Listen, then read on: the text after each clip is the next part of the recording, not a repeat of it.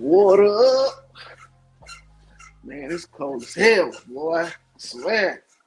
It's cold as hell out here. Ooh-wee. Had to warm up before I start talking. So my teeth will be chattering. Oh, shit. But, what's up, my peeps? What's up, all to the real ones? Salutes to the real ones. And I'm back again, man. Y'all like my little animation shit I got on the screen? It's like a fight scene that it's the same fight scene over and over again, but this shit gets good. It gets better and better as you watch it. It's crazy as hell. Nah, but I'm here. I'm gonna talk about some of this shit. Let me turn this music down. Come on, man. What the fuck?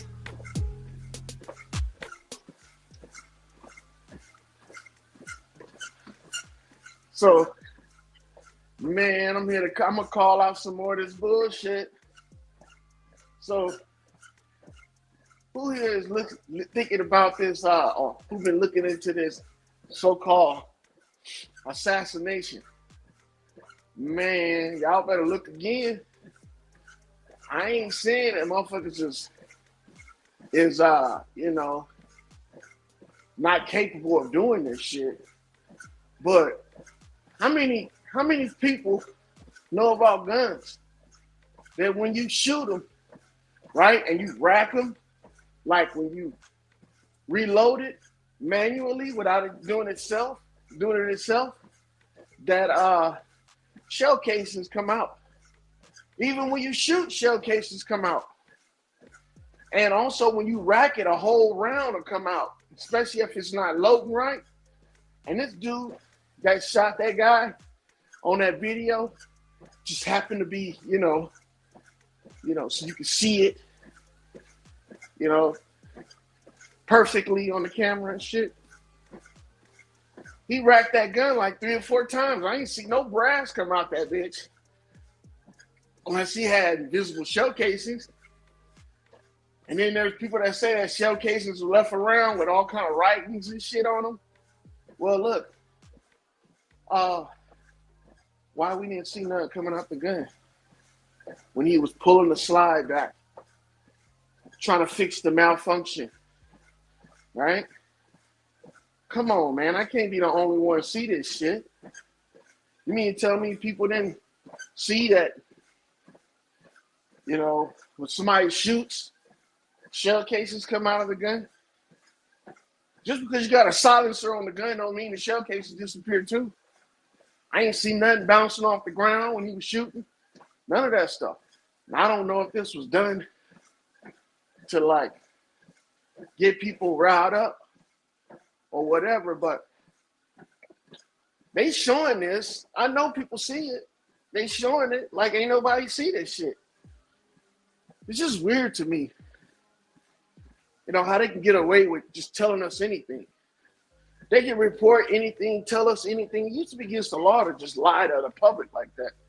Especially when large groups of people, large numbers of people are listening and following this shit and believing it. It's like the Orson Welles shit all over again. War of the Worlds. They can tell us anything and people will believe it and they will give up everything they have to fucking, support that belief. We can't be naive, man. We can't be, provoked into doing shit. It's not how it works. We're not a herd of people. We're not a tribe. We were never that, man. That shit doesn't, that's not real. Herd immunity, tribe mentality, gang, man, all that shit was created for us to be distracted.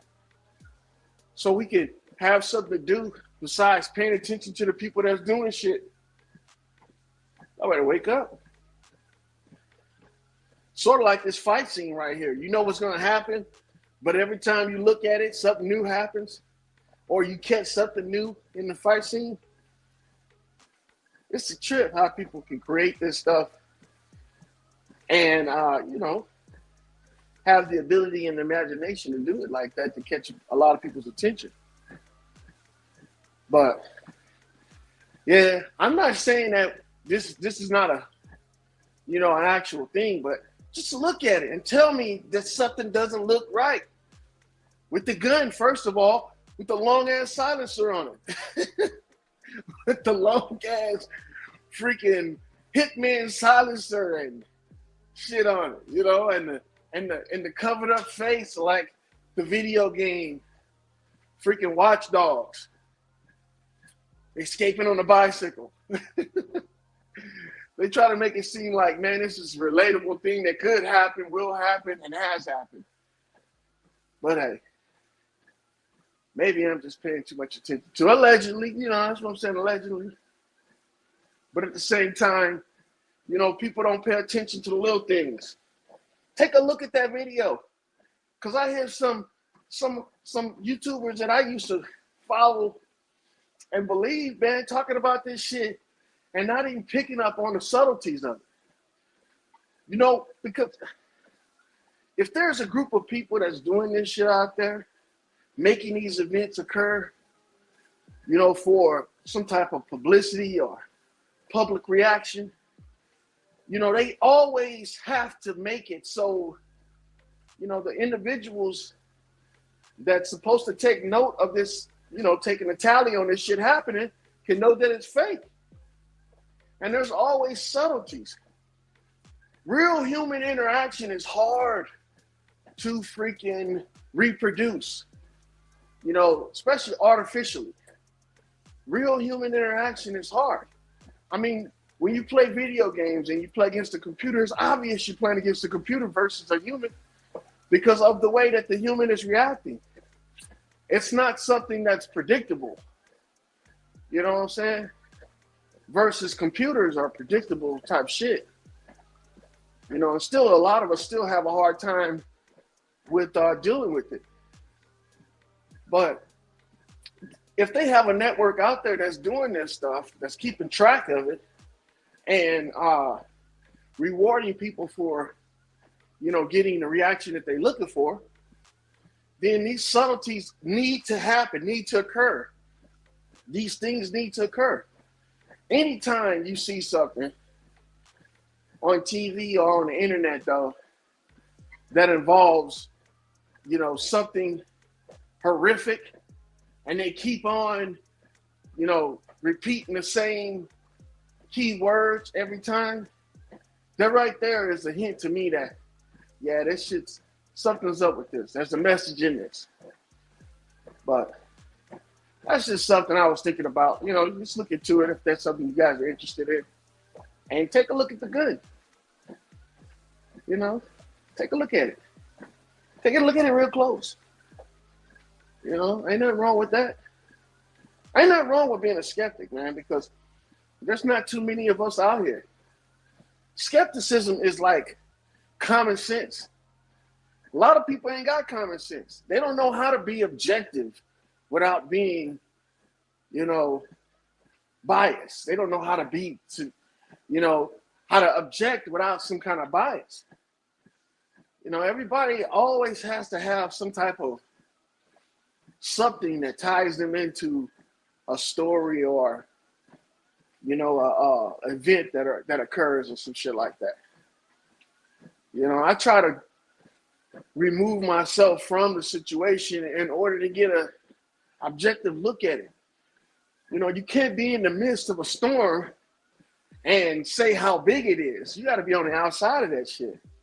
And for some people, it's like that for me sometimes too. But, when I think about it, I have to remove myself from it. Like point out all the things that tie me to it. And then, objectively look at each one of those things. Race has a big thing to do with a lot of the shit that happens to us. Social media is full of these race relations. Now politics is starting to get involved with racism. Now, if you're, on the opposite end of a political stance, you consider a racist. Ain't nothing wrong with that. Racism is a form of bigotry, prejudice, and that's what a lot of politicians and politics and people that believe in the political system, we have a lot of, prejudices. And that's not a bad thing. That's preference. What do you prefer? How do you deal with situations where other people don't value preference? They value, the melting of things. They value that merging. Everybody has to have, a say, but everybody has to agree on the same thing. And I think that's a bad thing. Society should not be held back by, the disagreements of, individuals. So if you have individuals that disagree, that shouldn't stop the show. Because everybody's at some point in their life going to have their own opinion. It's just a shame that on the internet and on the news, that's not something that readily happens. And every day, news is going to give you something that you as an individual can decipher for yourself. It's all designed to get mass groups of people involved and attracted to it. So they're trying to get information out there that's going to relate to a large group of people versus individuals. That's why it's so deceptive. If I want a bunch of people to feel a certain way, the easiest way to do that is with race. So whenever I see people using race to make a point, even solve a problem, or just make a stance against something, I see they didn't try every option. Well, most people don't try every option, but they've tried all the options that they've had and realized that that's the easiest one to get their voice out there. And I could be the same way, man. I could, as much as I talk, as much as shit that I talk, and the weird shit people say I say, if I took that route, concentrated on race and certain things that individuals don't necessarily care about, because I only talk about stuff I care about because I'm an individual, you know what I'm saying? But if I just start that I can get my name out there and make a name for myself and profit from this shit, I would use race as well, because that's the big thing right now. Racism. But that's not all we can use though, man. We need more individuals. We don't need more Indians or more chiefs. We need actual individuals. Standalones, people that can live on their own without the support of others, or at least have the mentality to do it.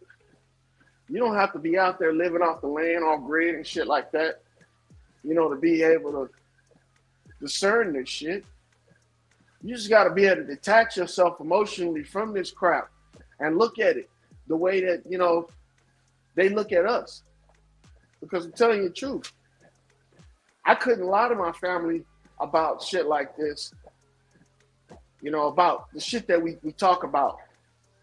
For instance, I couldn't lie to my family about faking my death and shit like that, or somebody faking their death. That's just too much for me to hold on to for a lifetime, man. And these people find it easy to do that.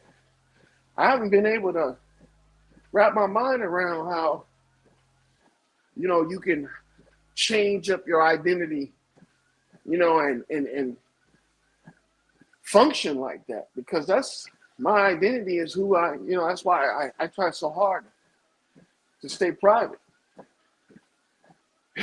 Try so hard to stay private. But look, that's why I try to make sure that, I'm protected from this media shit, because they'll have you going around here doing crazy shit, like buying up whole warehouses and fucking hand sanitizers and, stockpiling toilet paper for fucking 10 years. You know how long toilet paper actually lasts? It's not meant to be stored for a long period of time. I know, paper, toilet, who cares? But I care, I don't want to be putting some moldy old shit paper on my ass. every day for 10, 15 years because I was scared that, I was gonna catch a cold and be shitting all on myself. I don't know.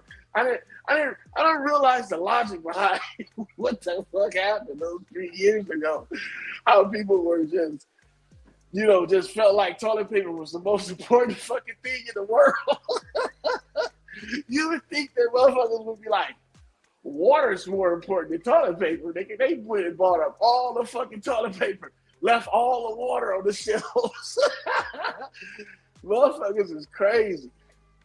I guess they felt like if I had to die, at least I'm gonna die with a clean ass. These motherfuckers is crazy, boy. It was just weird, that time frame to watch people go through that. And the ones you thought were really smart were actually stupid as fuck. Like I watch co-workers and and people that I looked at as being intelligent, man, do stupid shit.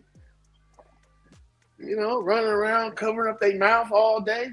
Still to this day, people are still wearing masks and talking about COVID like it was some fucking real shit. It's crazy, man. When are we gonna fucking just flat out say it? They've already passed shit. What is it? RFK fucking got Congress to say that, the shit was crazy, how we had to go through all of that. And then on top of that, shit, how the vaccine was fucking, it's deadly. No, we still got people doing this shit. Putting masks on and shit. We still got people censoring. YouTube still censors.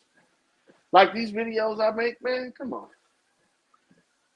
When I stop videoing, I look at the analytics and it says like 100, maybe 200-300 people be watching my video while I'm live streaming.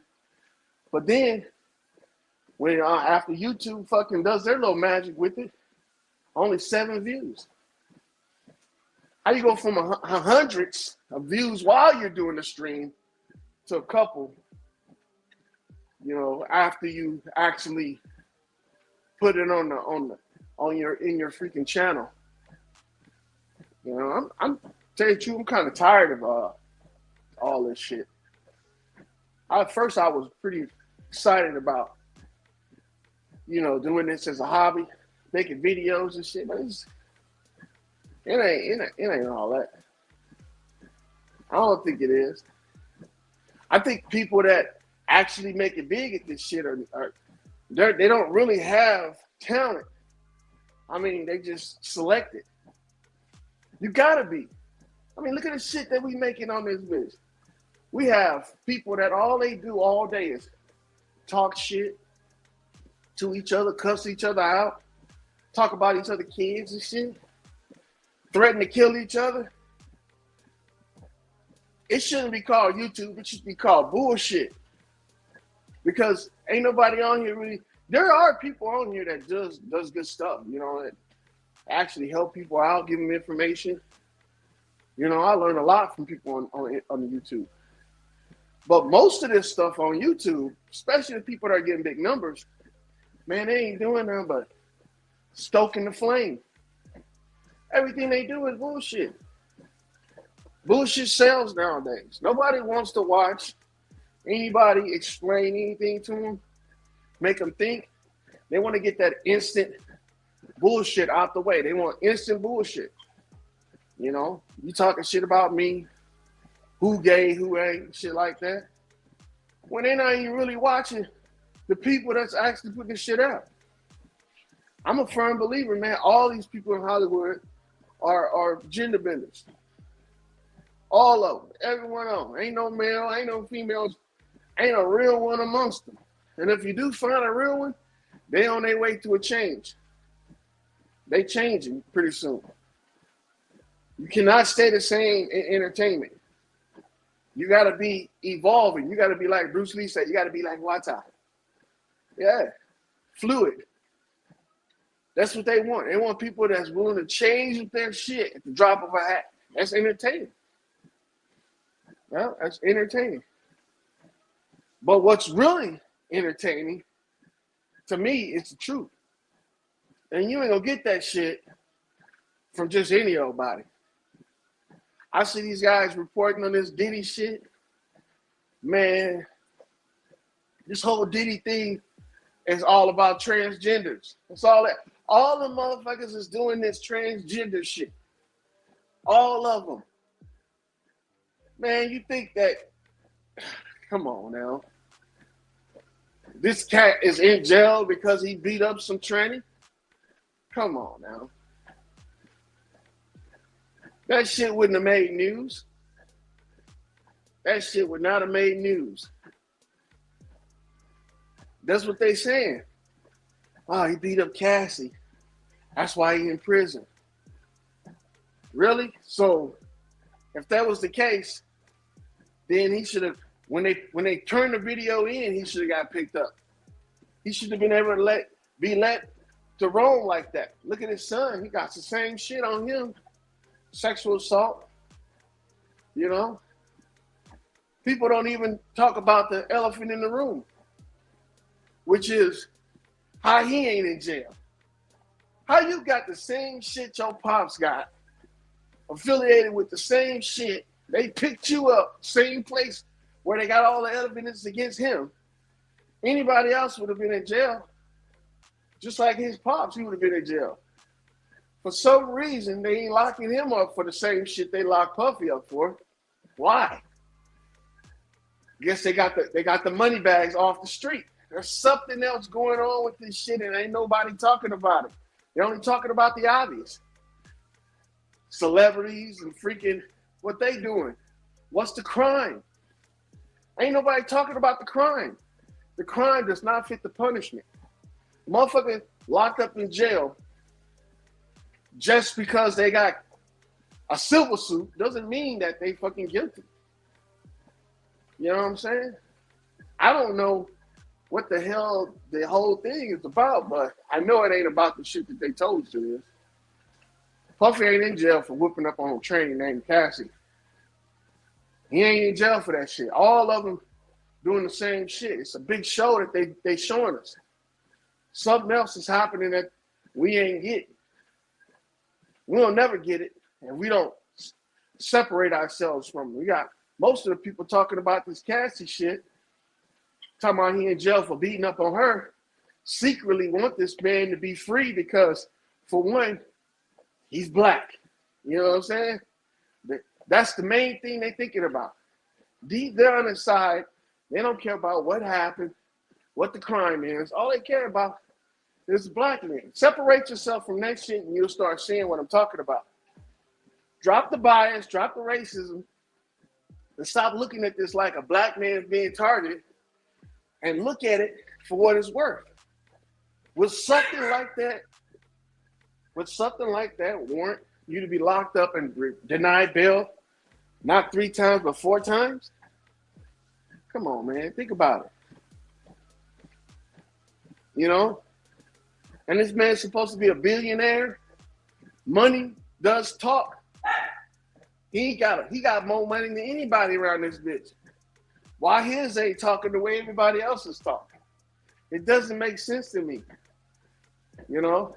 If anything, we're looking at a process that's occurring, you know, in real time that we've never seen before. Because shit like this never happened before. A billionaire never got picked up for a video that occurred fucking, you know, some odd years ago. I'm saying about 5 or 6 years ago. That's an old ass video of him up in there fighting with that dude. You know what I'm saying? So they hiding this shit right in plain view. It's like when an actor has to change his role and shit. You know, he tried to change up and fit the script. None of this shit fits the script. None of it. You know, how you gonna sit up there on the internet and say you saw this man, doing stuff with little kids, but that's not part of that's not part of the charges. That should be the charges. And if he did it and you watched him do it, you an accomplice to it. How the hell is that? How you making videos getting paid to tell these lies? That's crazy as fuck, man.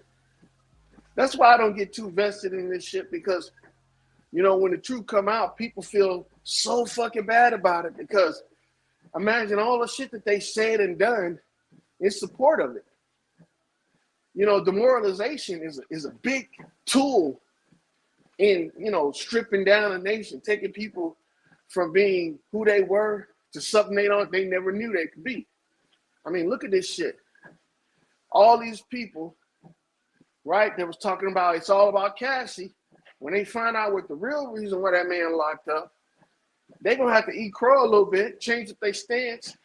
That does something to your psyche, man.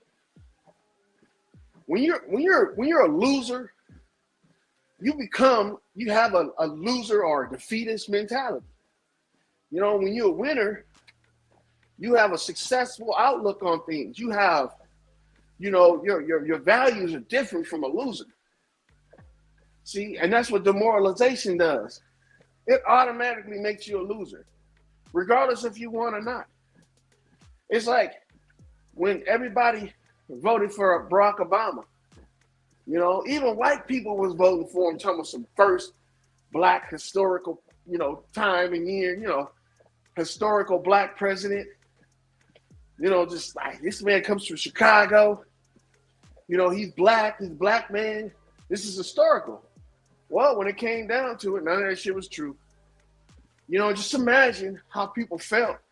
They probably was like, I don't care. He ain't president no more. But all of the freaking support you put behind these people. What at that time right there, I would be thinking, where are all of the secretism, the secretists, everybody that believes in chakras and powers and all that shit, giving your power to people? Where are they at? They should be up in arms, man. Because when you trust somebody and they betray you, not only betray you, and people find out, but to your face, they betray you to your face. Man, that does something to you. We only do certain things like that for certain people in our life, like our family, our kids. We trust them wholeheartedly. And when your kids lie to you and lie to your face, even though they didn't do something to kill you, a little part of you inside dies. It's like, God damn, man. Out of all people, you did this shit to me? And that's what demoralization is. Because even though it didn't do anything to harm you, and that's still your kid, something inside of you is not the same. Now imagine that on a grand scale, where large numbers of the population is done like that. And then look at how unstable these people are. There's people out there that are fighting for the murder of their own kids. They fighting for it. They got women thinking that they're in danger of nature. They're in danger by nature. You got women saying that, the fatalities of childbirth are really high. It happens every day. No, it doesn't. Childbirth was something that was never an issue for women. That's what made women special. That's what made women strong. Now women can't even claim that shit no more. That's some crazy shit. They got you afraid of what your natural ability is. It's like they took your superpower away. And then not only did they take it away from you, they got you fighting to keep it away from other women. Like, yeah, your superpower doesn't work no more. It never worked. We were never as strong as you say we were. We were weak. We were so weak that we killed the innocent. You know what I'm saying? Some crazy shit. Back in the day, I used to wonder when they should show on TV, a woman, she'd be like, the doctor comes in there, ma'am, got some bad news. There's an abnormality with the child, and we predict that there's going to be a high probability of, death. What do you want to do? And the woman was always like in the movie, she was always like, no matter what happens to me, my child must survive. I was like, God damn, that's some strong ass shit. You know what I'm saying? I used to see shit like that in the movies when I was younger. They don't play shit like that now. The first thing they talking about, what's up with her? Fuck the baby. What's up with her? I don't care what you need to do. Just make it happen, doctor. She must survive. Like, what the fuck is this bitch got going on besides that baby? That baby's the most magical thing that bitch got. I mean, come on, man.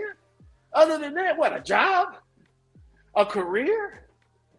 Nigga, you got people that sacrifice only for their kids to survive. But we got motherfuckers around this bitch that will kill their kids so they can survive. What the fuck kind of shit is that? Like, you really want to get rid of your most prized possession? So what? So your body can look better? So you can have a slimmer body for 5 or 6 more years. Because I'm telling you right now, ladies, y'all fucked. Y'all fucked. Seriously. Once they take this power from y'all fully, y'all fucked. Y'all really don't have anything to offer after a certain amount of years. They got y'all all believing that after 40 or 50, menopause kicks in and y'all lose the ability to be viable mothers. See, that shit right there is what got you guys, they got us on this page. Oh, at a certain age, we can't do this, we can't do that. Man, that was the first step to getting us going down this road of inferiority and getting us away from the natural shit.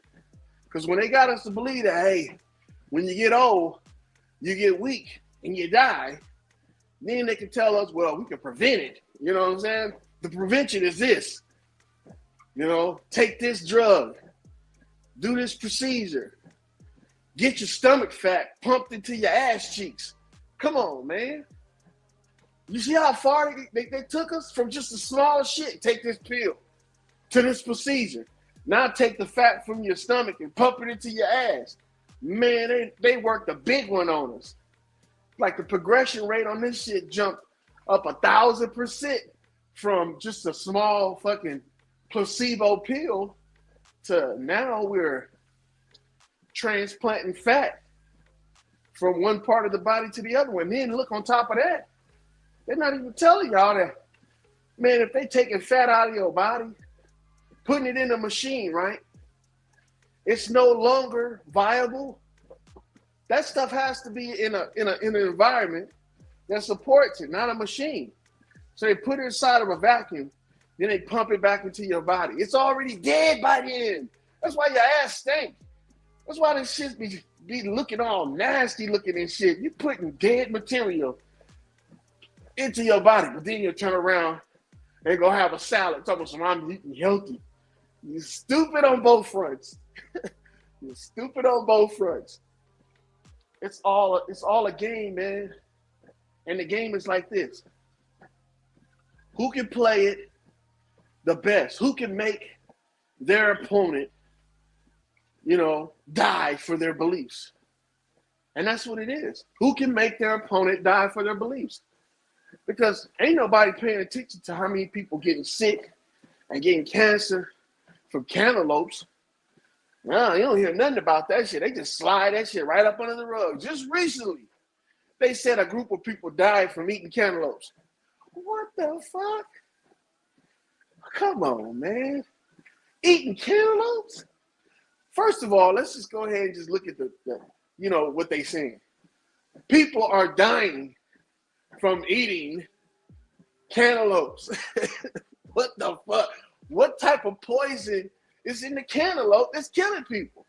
And first of all, how can you discover that somebody, died from eating the cantaloupe? How are these people all got the same thing in common? Now, in the real world, you can tie this shit down. You know what I'm saying? You can say, well, the last thing they ate was cantaloupe. Okay, that's what they all have in common. Okay. But what was in the cantaloupes? Because not all cantaloupes are poison. And they tested and they be like, there's nothing in the cantaloupes like cyanide or, anything like arsenic or anything like that. Nobody injected anything in it. So what was in the cantaloupes that all of these people came in contact with that they died from? Well, for sure, bacteria, right? So this bacteria that these people are catching from these cantaloupes, how did these cantaloupes, those specific cantaloupes, get infected with it?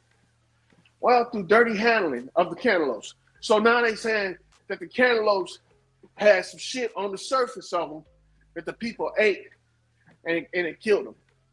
See, this shit right here is crazy when you think about it, because ain't nobody trying to use common sense. Ain't nobody being skeptic. The cantaloupe ain't poison. The bacteria in it was poisonous. Now, why did these people die from it? Well, anything done in excess is harmful to the body. Too much bacteria is harmful for the body. So these people were probably at the point where they were already overwhelmed by bacteria in their body. The cantaloupe just kind of took them over the edge. What about the people that's dying from lettuce? Oh, not only that, onions. People that are dying from onions. Same shit. They're not dying from the actual vegetable. They're dying from the bacteria in the vegetables, not on the outside of the vegetables. Because if you went to the grocery store and you bought a cantaloupe that was infested with bacteria on the outside, you would see the shit. It would be all decayed and molding and shit. That's not how this stuff works.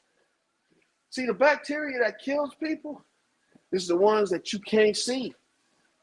It's not mold and putrefaction. It's not none of that shit. It's the microscopic organisms that the plants live off of, right? Everything in nature lives with this. Everything. Humans used to live with it, but when we became aware of it, we got away from it. And that, at that time, we got away from it was the time in history where humans lived their longest. That's the shit that they don't tell us. When we start fighting bacteria, creating antibacterial products, sterilization products for our food, right? That's the time when people live their longest. 150, 200 years old, shit like this. And we're not talking about in the 21st century. We're talking about before that, well before that. Civilization, right, wouldn't have been able to survive if pandemics were allowed to occur, on a regular basis. And pandemics are actually things that were put into society in order to control the population. Pandemics don't happen out in nature, because if they did, we would see it. They show us shit like cows dying. Those are domesticated animals. Large numbers of flocking birds. Those are domesticated animals. You don't see hundreds of fucking bald eagles just dropping dead, do you? Or what about thousands of American bison just dropping dead? No, that shit don't happen.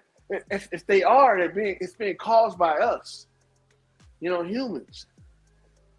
So when I look at this shit that's occurring right now, all these cancers, heart attacks and shit like that, I know that this is something that has to occur. We getting ready. I think we're in the middle of our next census. We're in the middle of that decade, that time frame. Every 10 years, we got to either be in the ups, the plus or the minus. There's no such thing as being in the black. Ain't no such thing as that. And speaking of the black, how many people fell for that Black Friday shit? Not the one where you go out and you buy shit, that's cheap. This shit where you fall for Black Friday was made because it was a deception for black people. That's some crazy shit, man. You know, I talked about this once before about where Black Friday came from. Black Friday is an economic thing. It ain't got shit to do with race. You know, when you run a corporation or a business, you can either be in the green, in the red, or in the black. And when you're in the black, that means that you made a profit, you know, or you cut even. So Black Friday is them getting rid of all their old stock that they made a lot of money on. So now they can afford to make cheaper prices. That's just some common sense shit. But people are up here telling people that Black Friday is deception for black people. Ain't got shit to do with black people, man. Everything that's called black ain't about a group of people. Matter of fact, the word black ain't even got nothing to do with people. See? So, you know, don't let stupid shit get you bogged up, man. Especially this stupid shit with the Diddy trial. Man, ain't none of that shit that they showing us on the internet is what's going on with this man. There's something else that's going on with him. For them to deny him bail, you know, 4 times. And I say 4 times because he got one bail request that's in appeal. That's 4. You know? So it's just weird that I feel like society is filled with a bunch of kids. Like even the adults that's raising these people, these kids are kids, like mentally. And they really don't have, you know, a strong foundation in, you know, common sense. You know, common sense is almost like that power that they say people used to have, like when they could see the future or some shit, or they could, you know, read other people's minds. Like you're a psychic or something when you got common sense. Because you can see things happening and occurring around you, and you can avoid the aftermath. But a lot of people, they don't see that shit.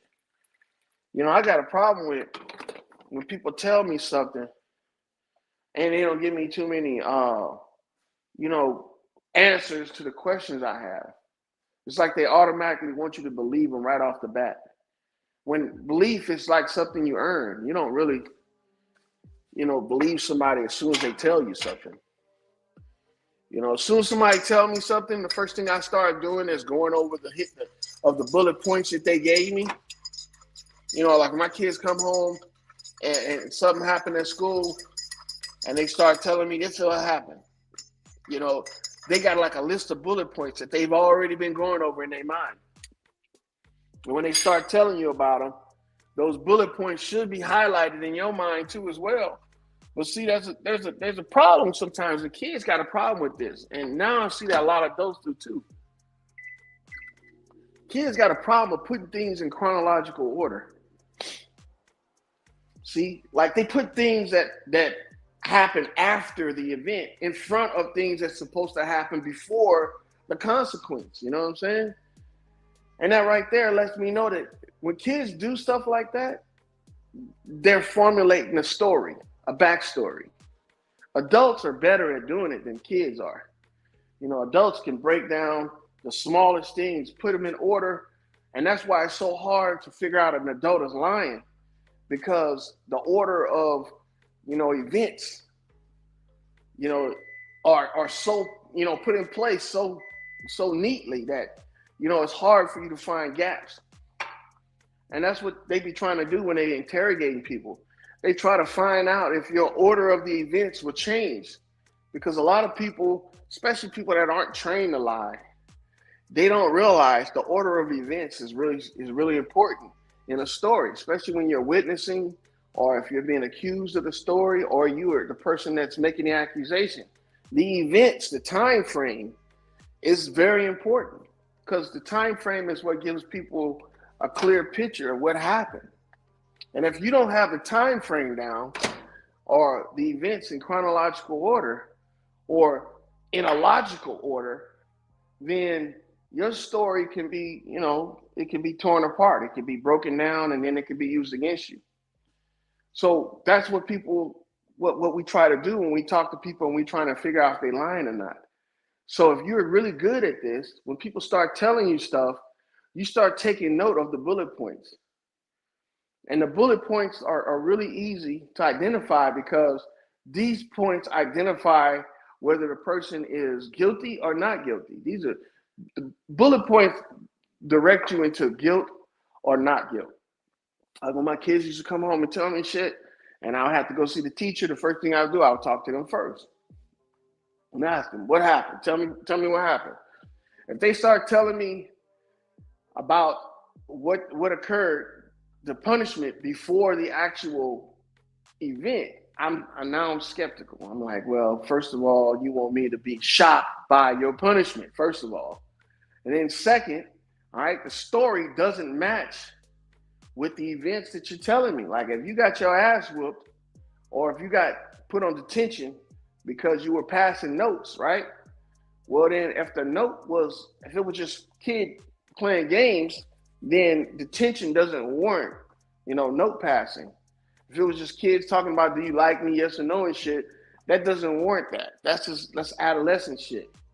But if it has some things on there that were in violation of the rules, like you had some kind of hate speech, you were threatening somebody, or you had some graphic material drawn on the paper or some shit like that, that right there lets me know that's the reason why you got in trouble. So if they start off talking about, yeah, I got in trouble, a teacher made me do this, and this is why, I'm kind of letting you guys in on my secret interrogation tactics and shit. But it's not really a secret. This is how people are supposed to analyze the truth and shit like that. He even talks about it in religion. Test the spirit. The spirit is the words that come out your mouth.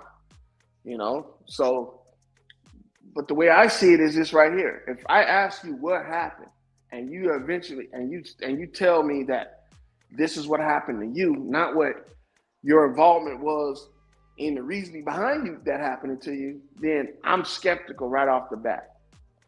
You know what I'm saying? If you start telling me about the punishment before the crime, I'm skeptical. And this is 9 times out of 10 how they do interrogations with the police too.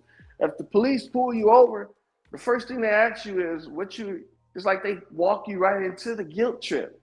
What, you know why I pulled you over? No, the reasoning for you pulling me over should come from the person pulling you over, not you, the person that's getting accused of being, committing a crime and shit. So right off the bat, you shouldn't even be conversating with them about that. You should be waiting for them to ask you for what they came there for, not 20 questions on why you think you should be in trouble and why you shouldn't. So, and this is what loses me sometimes with people, If somebody asks you, why I pulled you over, or why I stopped you, and you start talking about, well, maybe this, maybe that, it's like you're giving them bullet points to put in the story for you versus, them making it up. So, the right to remain silent shit applies at all times. And just because somebody asks you a question doesn't mean you have to answer it or engage them in, the questioning. So if the whole point of pulling you over was for you to give them your license, registration, and proof of insurance, when they pull you over, now don't give them, an excuse for why they pulled you over. Just hand them the paperwork and let them tell they lie. And this is how a lot of people get in trouble, because first thing they start doing is they start asking the wrong questions. Why you pull me over? You know what I'm saying? No, that's not the point. The point is not why I pulled you over. The point is, what am I going to accuse you of for me pulling you over? Now, when somebody's walking up to your car, or when I'm walking up to your car, I'm looking at everything on your vehicle to make sure that it's correct. Because if it's not, that's one bullet point I got against you and shit. So this is what people need to do when they get in situations like that. Don't say nothing. You know, you can still be polite and not say anything, you know, or have all your shit in order. You know, when somebody when a cop pulls you over and they want your license and registration, right? Are they doing it because, you know, they're actually doing their job, or are they doing it because they're trying to target you? And then what would the targeting be? You know, getting your registration and your insurance and your license, right? It's just secondary. When they get behind your vehicle, they've already, you know, I don't know why I'm talking about this, but I'm just going through the whole motions of it. They already know who you are, or they already know who the car belongs to, and they already know if the car's not registered and all that shit. They have automatic systems, just like they got face recognition. Well, their cameras pick up on license plates. When they pass cars, their cameras are picking up on faces.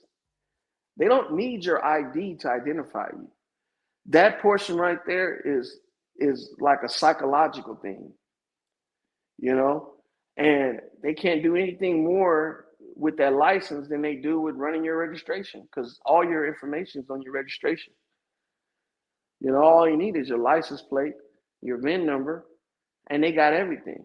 And when they come up to your car and they're looking inside of your vehicle, right? They're looking for weapons or whatever they say they're looking for, but they're actually looking for that VIN number too as well. The last, I say 5 or 6 numbers of that VIN number is all they need in order to tie that car to whoever it belongs to in order to bring charges up against them.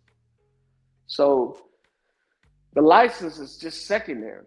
They already got your information. They already know who you are because you give it to them when you register your vehicle. There's no privacy in this world anymore. When we started utilizing social security numbers to get stuff, you know, my social security number is used at DMV. It's used at, you know, every store I have a credit card with. Is used at every office building in the city that's government ran. You know, you can't go and file a complaint without using your identification number from your driver's license, and you can't get a driver's license without a social security number. So the whole thing about your identity being taken is not the case. The whole part about the identity thing, which is covered and protected by the 4th Amendment, is when they say your papers, persons, and effects, the only papers that are private are the papers you have on you. And I don't know if people carrying around social security cards and birth certificates in their wallets. You know, you might carry around a license and it has all your information on it, period. But the papers that I was taught that you're, protected by is the ones that they take from you when you go to the airport and they say they need to do a bag inspection and then they confiscate your money. That's paper that they confiscate. Papers, persons, and effects. Your persons is you. Your effects is like your property, like your watches, if you got a personal computer, shit like that. But the paper they talking about is money. See, because when you're traveling, money is very valuable, especially if it's paper money, because you can negotiate with paper money. With credit card money and shit like that, you can't really negotiate. I mean, if the price doesn't match, if you don't think it's worth it, your only bet is to not shop there or go buy something cheaper.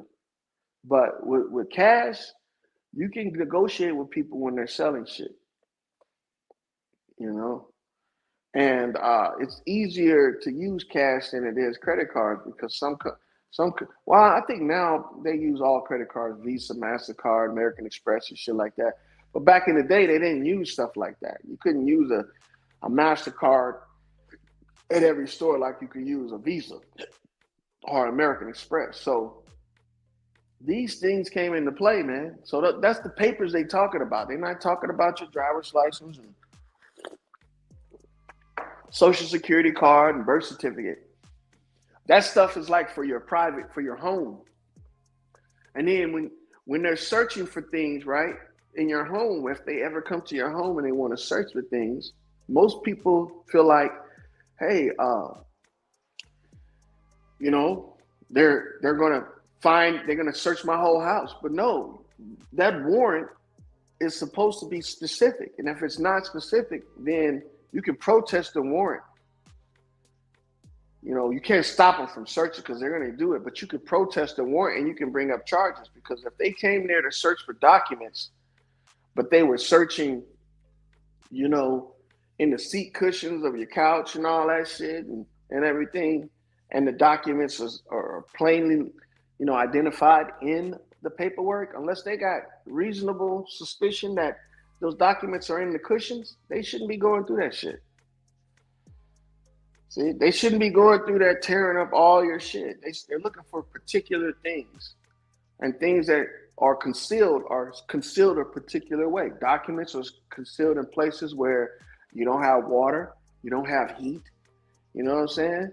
So they shouldn't be searching in your stove and under your sink and shit like that, because those places contain water and heat. Why would I store paper next to fire? Why would I store them next to water? You know, so I'm saying these are things you could be taking note of, and if they do search in these areas, you can bring up a complaint about that, because now they're not searching within within the boundaries of that warrant. You know, if they're searching for people too, you know, you could do certain things that to protect you, you know, from being searched. Like if they saying they looking for somebody, if you say, well, if I show you my entire house without you coming in, you know, do you still need to search for the person? No.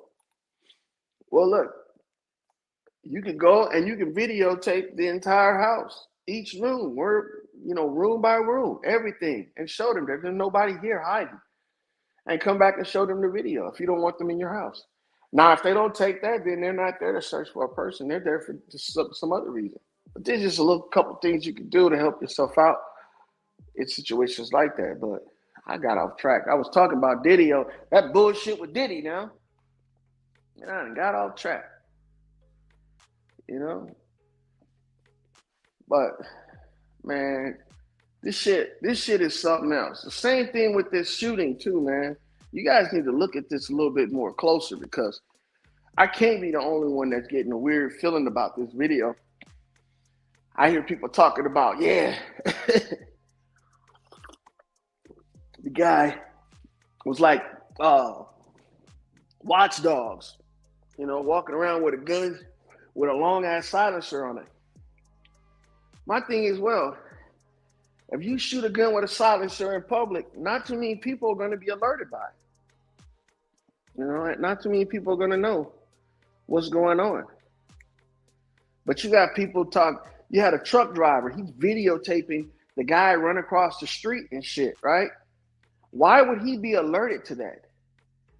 First of all, you're in a truck, right? Across the street, you wouldn't hear a silenced weapon being shot. So why would you start videotaping the guy running across the street? You wouldn't even be the wiser.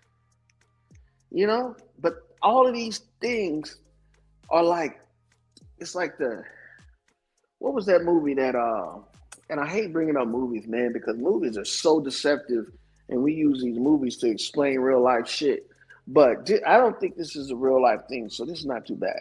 Will Smith played in a movie where he was being targeted by people that have like satellite, clearances that can watch him doing everything. I forgot what the movie was called, but he couldn't hide nowhere. And everybody he came in contact with was targeted. And they showed an image of him running across the highway in a road, just like that dude was running across the 4-lane street in New York, going to get away and shit. And I was like, man, this looks just like something right out of a movie. Now, either the movies have firsthand knowledge that this shit happens like that, or whoever did this watched that movie and was like, yeah, that's a good scene to put in this. You know, when I see shit like that and I see comparisons, See, the thing is that people, we don't do too much shit out of the norm. You know, if we're gonna do something, we're just gonna get it done. There's not too many flashy things with it. It's not too pretty. You know, it's just like when you train for boxing and you do all them hand movements and you go through all the sparring and everything. Yeah, it looks neat and nice in the ring when you're training, but when you get in the actual ring, you got to fight. I see a lot of that choreographing shit is out the window.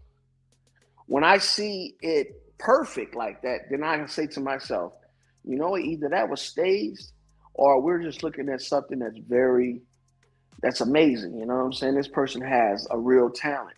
But there's not too many times I'd say that. There's not too many people out there talented enough to do what they do in training in a real life situation.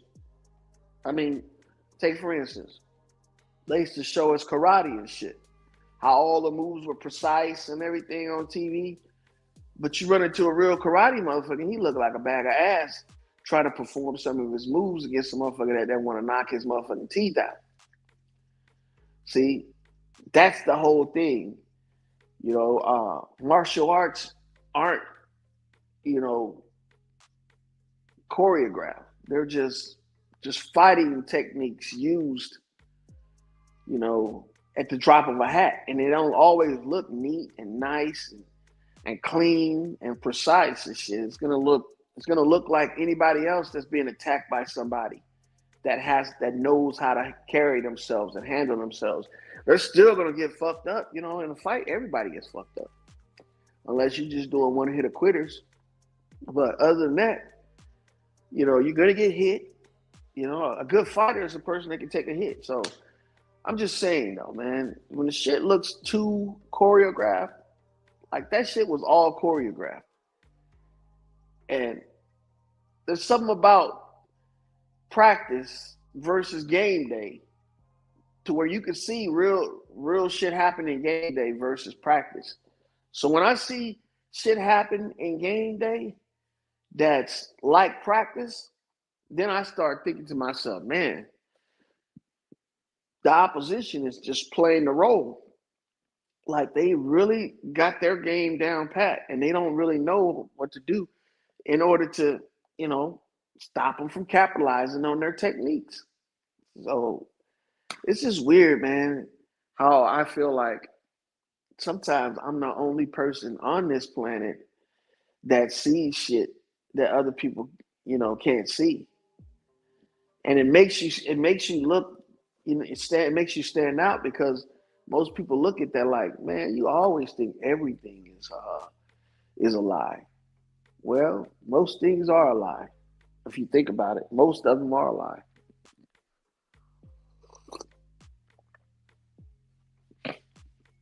There's not too many truths running around this bitch. Ain't too many truths just dropping in people's lap.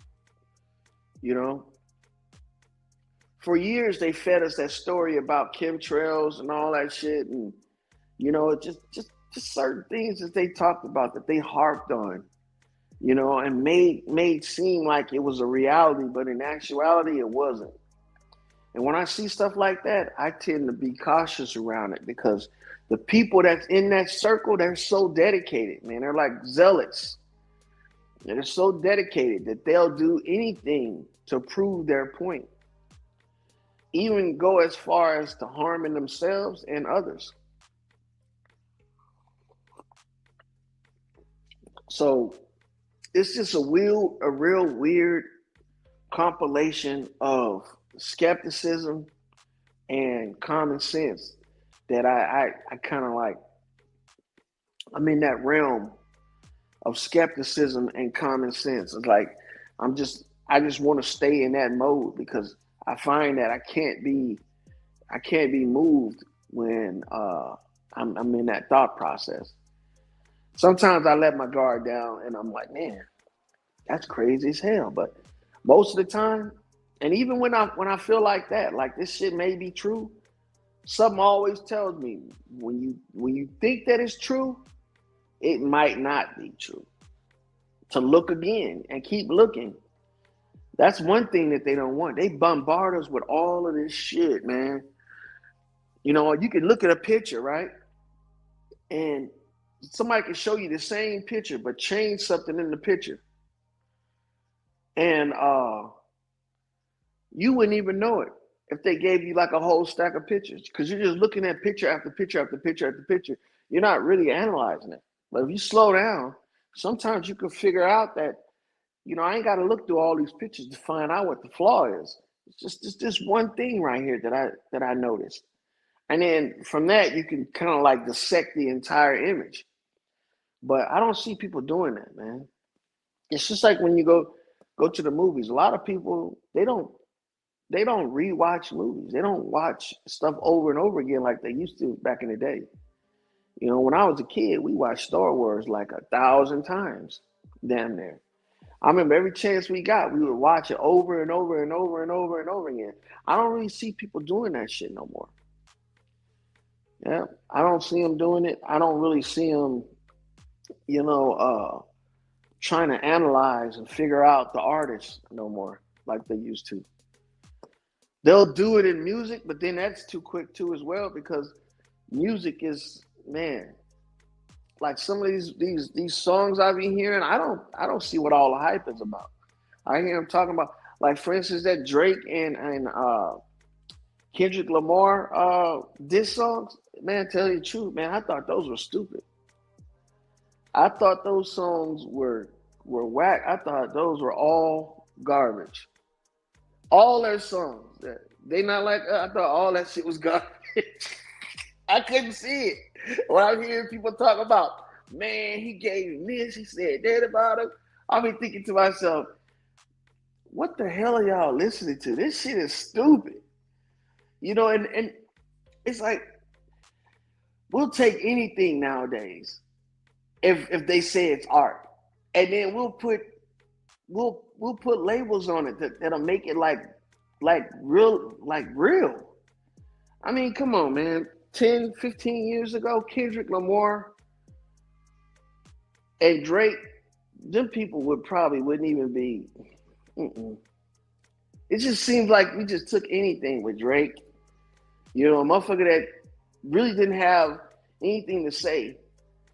You know, rapping and singing at the same time. People was like, he's the greatest there was, and all that all bullshit. Same thing with all these other rappers, man. I don't see what's so great about their music. It's just not impressive to me. You know, I still listen to old music over this new shit because there's no real, it's nothing that's really capturing me, making me think like, man, that was really thought provoking. It's all bullshit, to tell you the truth. But if we look at the situations that's occurring, we can kind of like see, like I got like in my mind, I have a board, right? And I have all of these subjects on this board. And, you know, every time I learn something new about each one of them subjects, I'll either put a check mark or I put an X by it, right? Most of the shit that I've seen, like the Kendrick Lamar shit with Drake, uh, the Biggie Small shit. I mean, not Biggie Small, but the P Diddy shit. Uh, all of the shit that's been going on that's been driving us. At the top of my list is the shit that just happened like 3, 4 years ago with COVID. That shit right there should be at the top of everybody's list because that right there had a bunch of warning signs and nobody paid attention to it.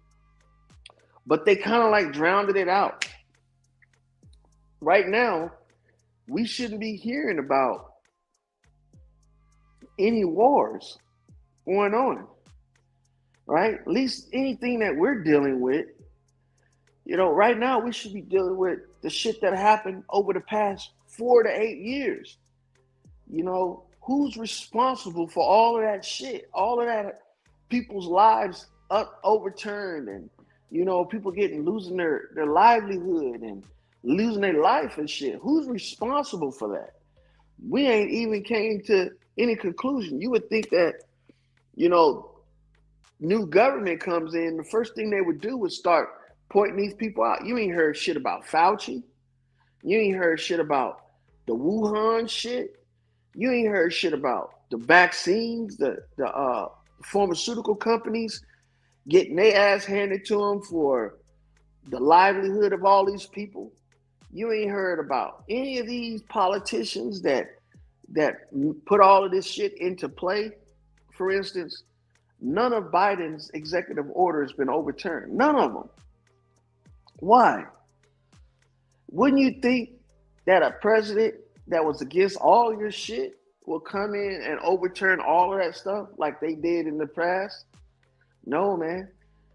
So that tells me either one or two things. If they haven't hit on this shit, right? If they're not even touching on it, that means it wasn't even legitimate. For instance, this dude put in like 15, 20 executive orders when he first came in there. Everybody was scared. Oh, you're going to do this. You got to do that. You got to do this. No. Now what they talking about with the president? His son being pardoned.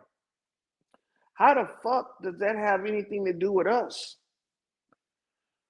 I mean, his time is done. Who gives a care who the fuck he pardons? I don't understand that shit. What we should be looking at is all of the rules he made that fucked people's lives over the past 4 years. How are they going to get compensated for that? Who's going to get in trouble for that shit? We ain't heard shit about Fauci. We ain't heard shit about none of these people and the shit that they did to make what they said was a pandemic real. All the shit that they did. You know, that's just getting overlooked. Now we're talking about some bullshit ass wars over here that we will never have anything to do with. Never. And see, they can get people to believe this shit by saying that, oh, millions of, thousands of children are getting killed. So, because that's playing on your emotions, man. I don't want to hear none of that shit. I don't want to hear about who's getting killed, who's getting targeted. I want to know who's co-signing it. Who in America is saying that's the good thing to do? And what are they doing, or what are they using as resources to promote that shit? If they're using taxpayer dollars, stop that shit. Stop the money, get that person, find out what they got, what they gained from this shit, and there we go. We're done with it. But they want us to go down this whole big ass rabbit hole about who's fighting. And see, I hate to say this, but you don't know what's going on until you actually go to these places, man. You don't know what's going on over there. And ain't nobody, all the information we get is funneled through these internet and entertainment and media companies. They're not coming from the average person. Look at all the information that's coming from overseas about the Israel wars and shit like that. That shit ain't coming from no independent journalism.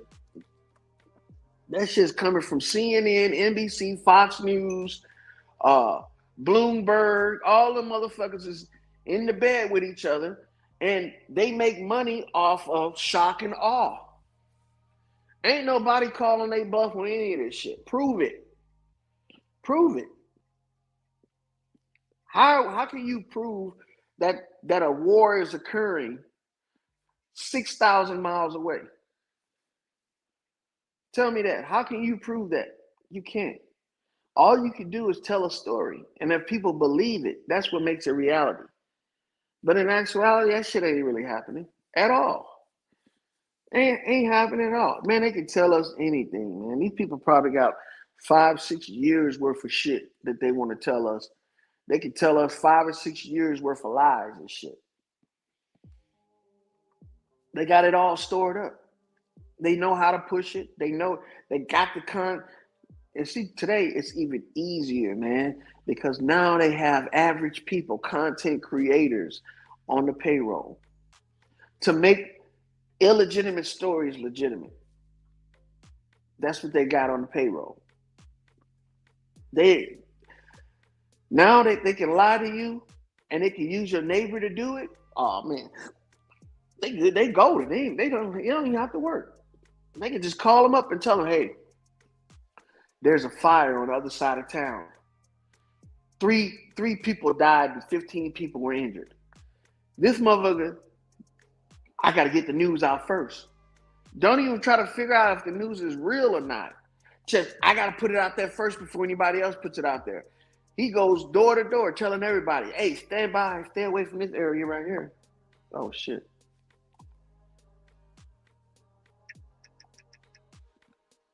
My damn,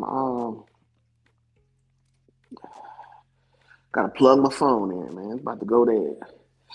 But yeah, man, they're not trying to find out if the information is right or not, if it's true or not. They're just trying to put it out. Because, see, first come, first serve.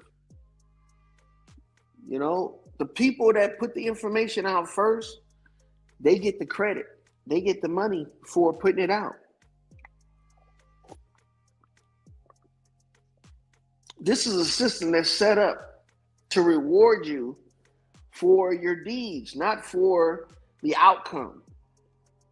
See, so if I put out a lie and 50 other people put it out the same way I put it out, I can take credit for that because 50 other people told the same story I told. And since I was given the lie first, now you know that the lie couldn't have come from anybody else besides me. And this is how these people are making money. They're not getting paid for the truth. They're getting paid for the story. That's all they're getting paid for. And you got to know that shit's true because look how this content and, pay to play type shit is working.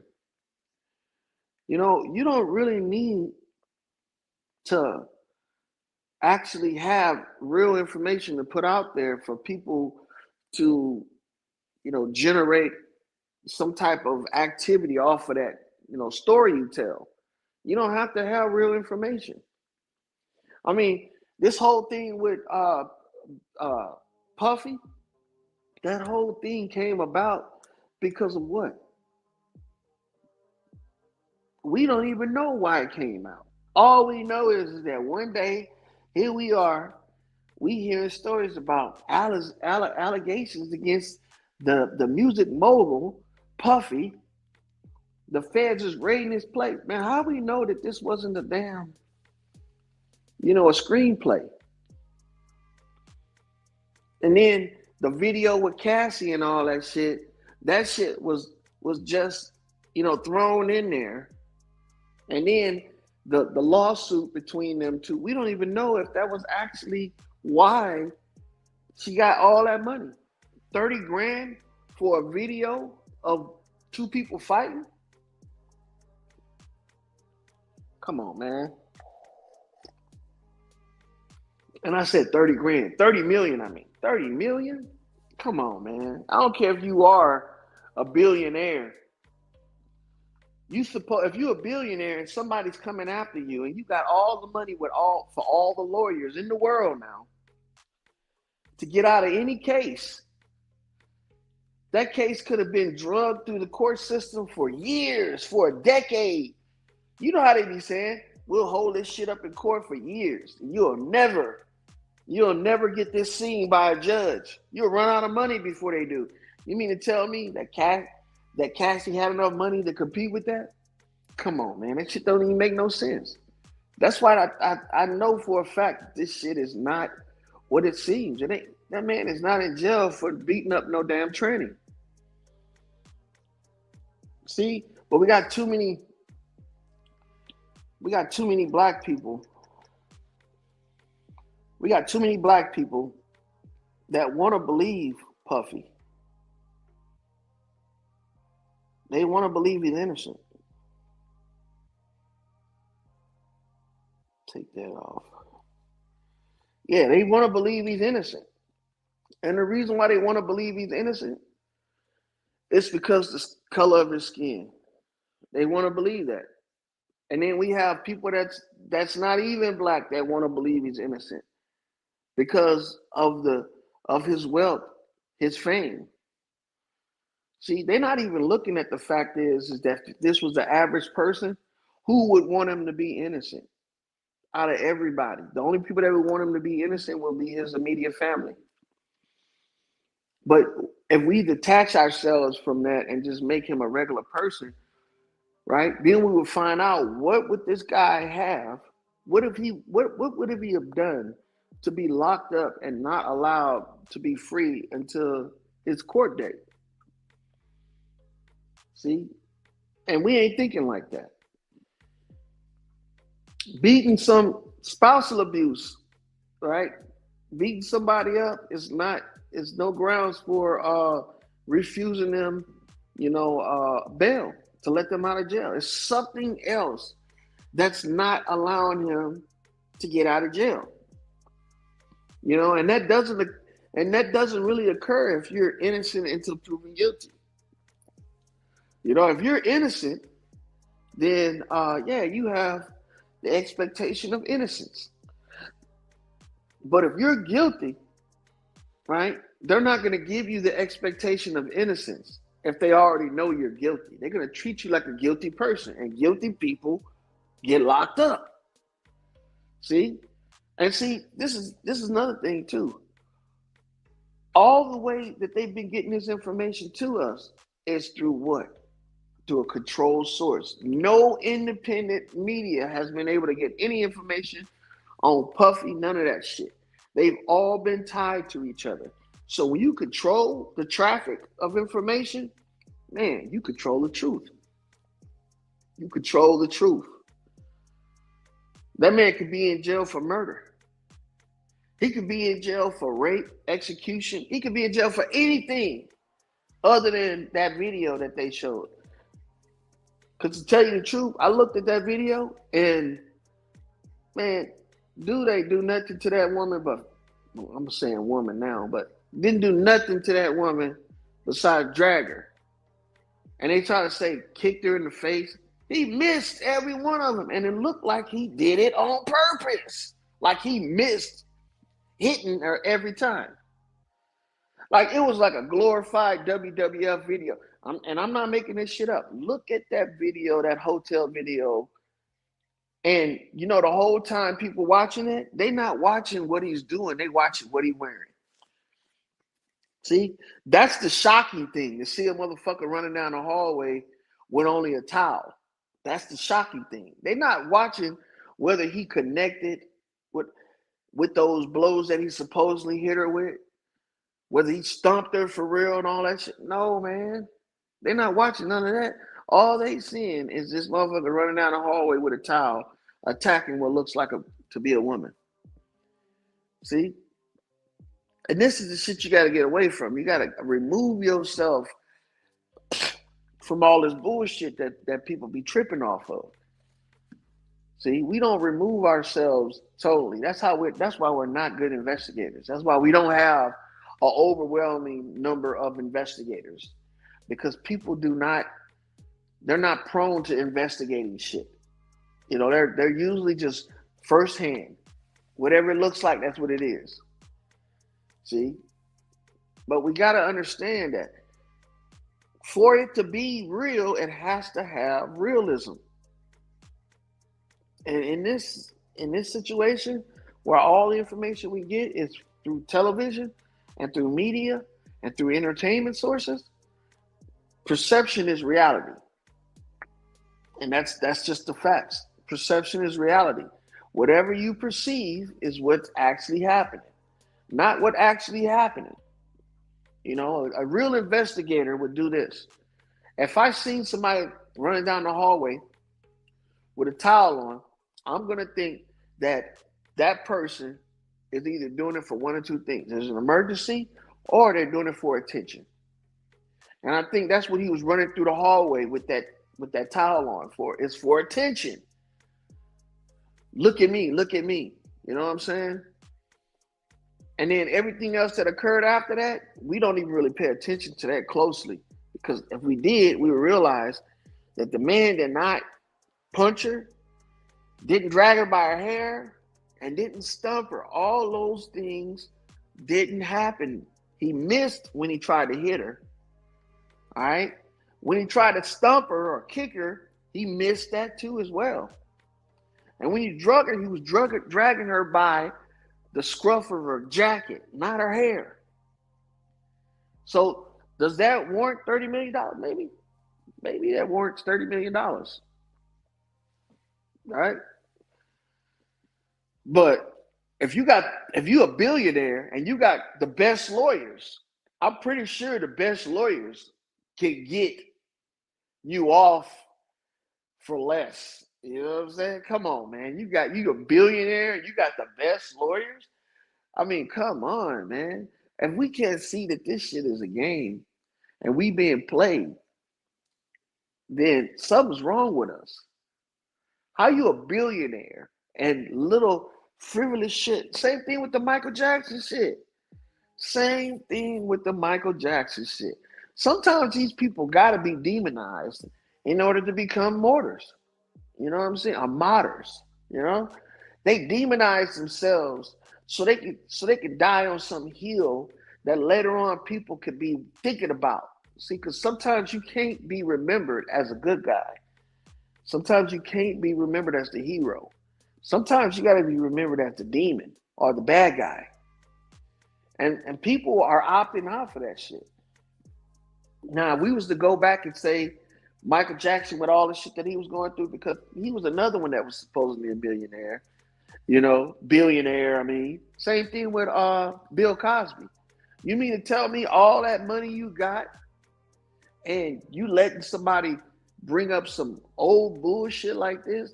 First of all, how'd they get the evidence? That's my thing. How are you getting evidence that's substantial in court? See? And you can't say it's because it's the Me Too movement. The evidence has to be, beyond reproach. Meaning that you can't come up to me and say I stole something from you, but you can't produce the item that was stolen, or you can't find the item that I stole from you on me, because then that becomes speculation. And then we can call into question whether or not we even knew each other anyway. Because time is that's why they have a statute of limitations on shit. And this is what I don't understand about these guys. How they make up these stories. How they gonna make up a story and prove that somebody had sex with somebody 30 years ago? How they gonna do that? Lie detector test is inadmissible in court. You can't use the lie detector test in court. You know why? Because there's so many ways to manipulate it. So how are you gonna bring some information into play after years have passed? See, this is not even real life that we're talking about. This is why this doesn't happen to real life people. This happens to actors, people that are failed actors that want to be, in the spotlight, entertainers that ain't really doing nothing right now. This is like a publicity boost for Puffy, just like it was a publicity boost for Trump to become a 35 felony. They say this motherfucker have 35 felonies. Dog, when a felon can't even vote, nigga. A felon can't even vote in any state once he's a felon. How the fuck you gonna get put on the ballot? And they stop motherfuckers that have perfect records from being on the ballot. Dr. Shiva, he didn't get put on the ballot. He did in his state, but he didn't get put on the ballot nowhere else. But Trump, here we are, felon. And this is what makes me think these people are lying. If you're going to sit up there and say the man is a felon, but he still got, selected for presidency, that right there has to be a lie. Because if that's the case, he's not real president. Because if you can't be a felon and run for president. You can't. You cannot have a criminal record and run for president. At least not like that. Not a convicted felon. Convicted felons can't even own guns or vote. How the fuck they gonna get voted in? Wouldn't that be a bigger, stake in the situation versus voting? At least if a motherfucker go to jail, he still got the right to say whether or not he supports somebody. Nope, they can't even do that shit. In some states, felons can't even work. They can't even get a job. See, so this is what makes me think that this is some fake shit. because they did the fake shit for Trump. And look where he at. He's back at the presidency. So Puff Daddy, he'll be looked at as a big time hero in hip hop, in black culture, because if he get off on all of the shit that they got him 4 times, refusing them bail, say he trafficked people, was, you know, prostitution and all that shit, and then he get off, man, Puffy gonna be like a hip hop god around this bitch. Watch. Because as soon as they're gonna say it, they're gonna be like, yeah, black men got over. They can't keep a good black man down. Man, they do this shit every time, man. If you don't get killed, or damn near get killed, or get arrested, or damn near go to prison, then you ain't really doing what you say you're doing. You ain't about that life, I guess.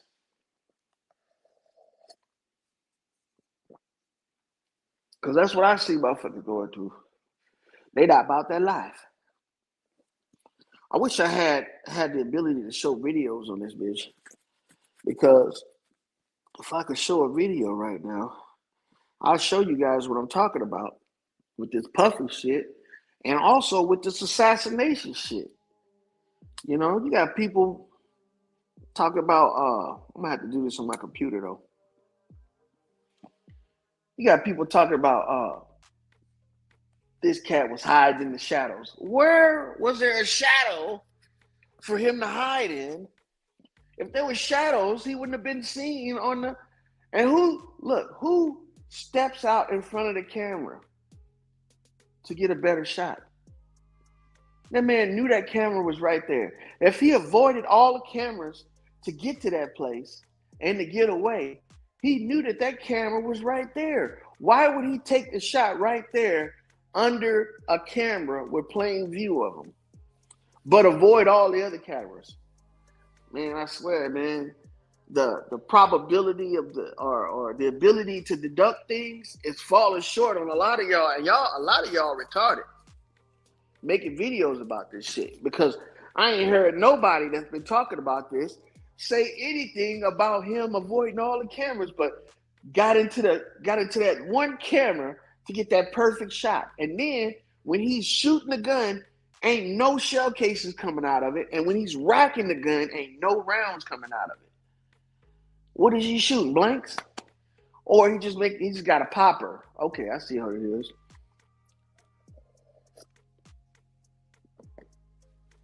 Yeah, and then, you know, another thing that gets me, this is what makes me feel like motherfuckers is lying to us.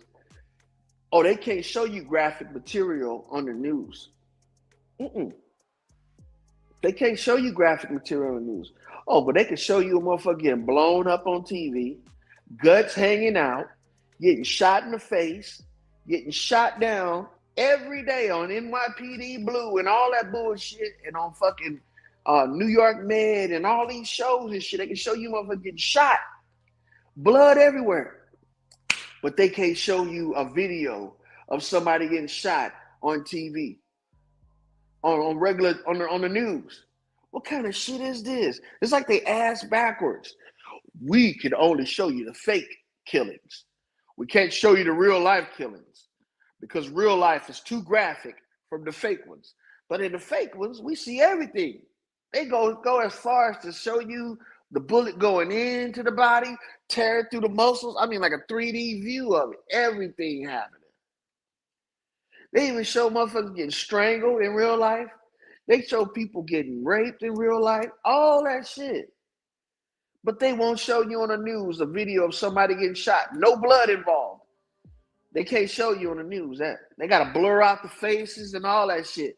But then they turn around and show you the same motherfucker that got shot. They show you his picture, tell you his name, where he works at, tell you about his family, all that shit. These people are ass backwards, man. And this right here should be enough to drive certain people to the point where they say all this shit's a lie. All of it's a lie, man. All of it's a lie. All of it. The shit when I was talking about Israel and them motherfuckers over there shooting at Israeli tanks, shooting through rebar gates with fucking RPGs. I don't give a damn if an RPG is an explosive. You shoot it and it hits a piece of metal that's right in front of you, that bitch gonna blow up right in your face. You know?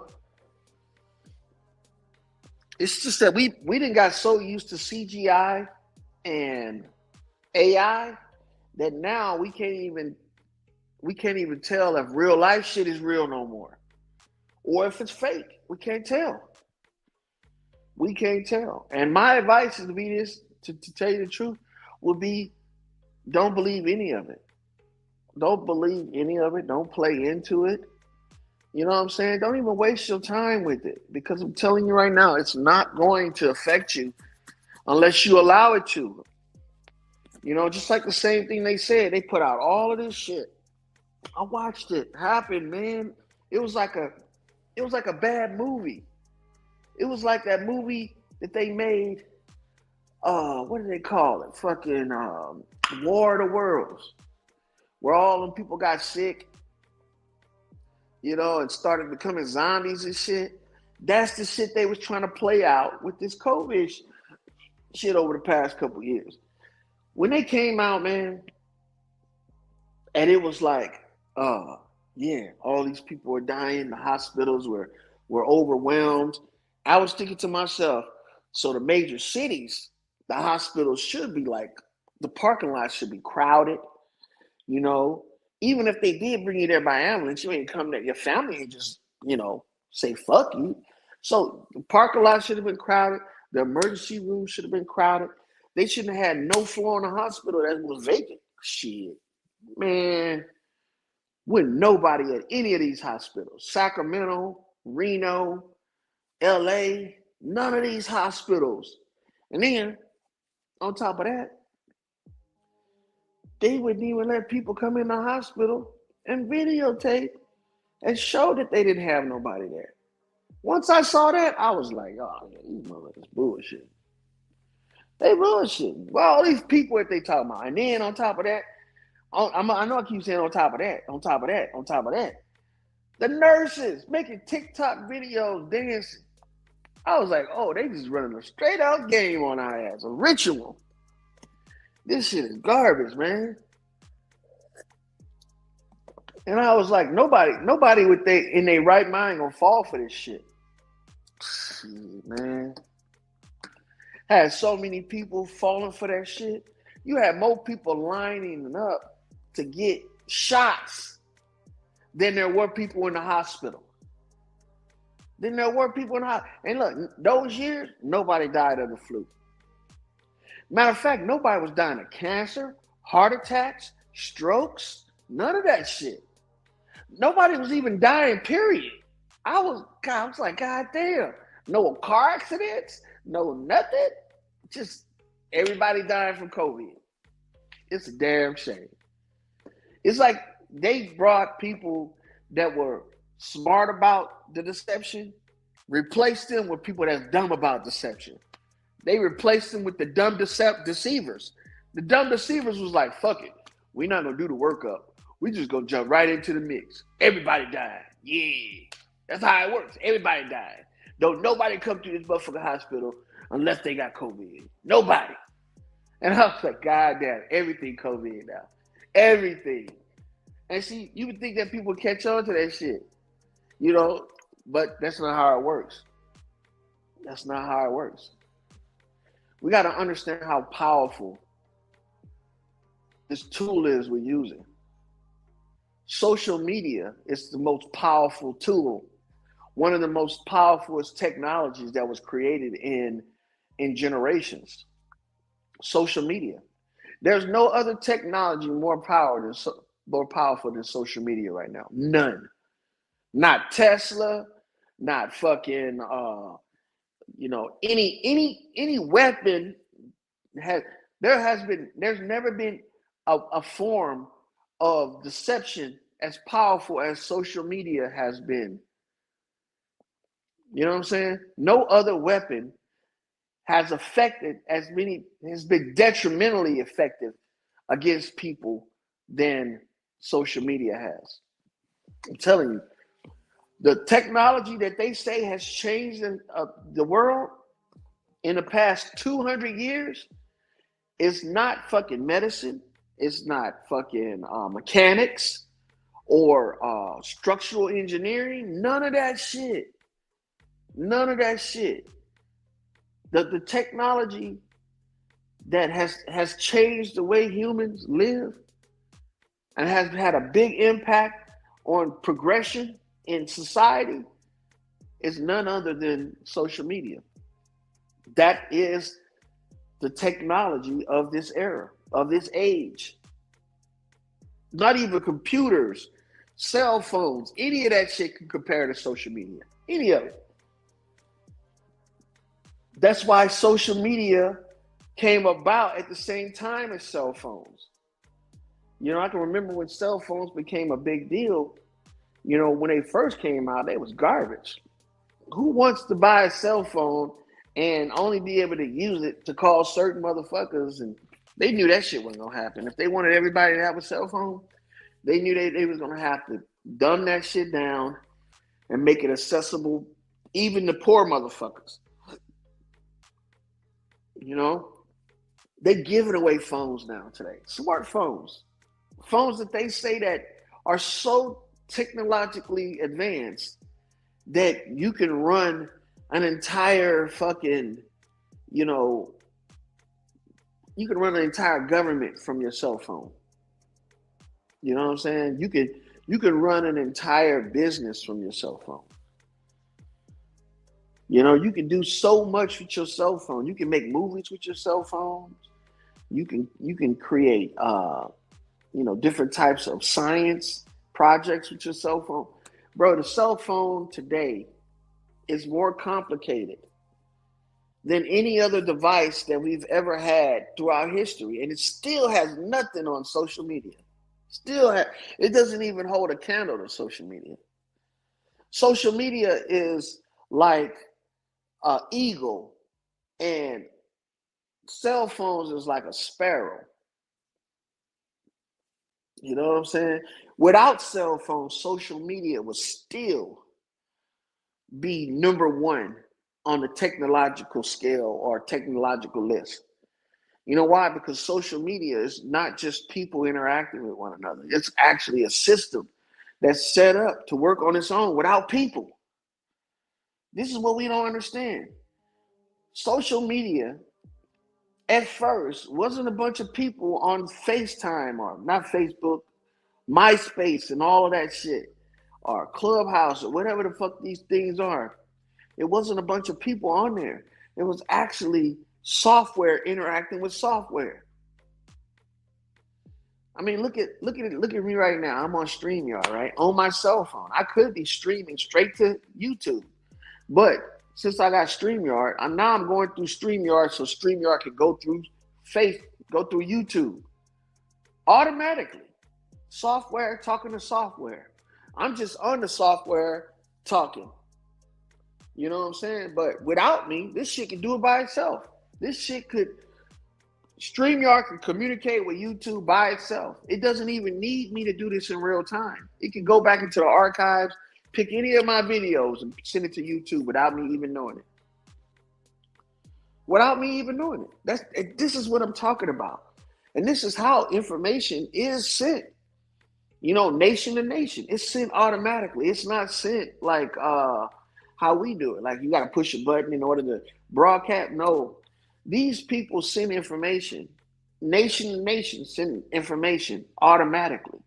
Meaning like we have open doors and doors that are closed.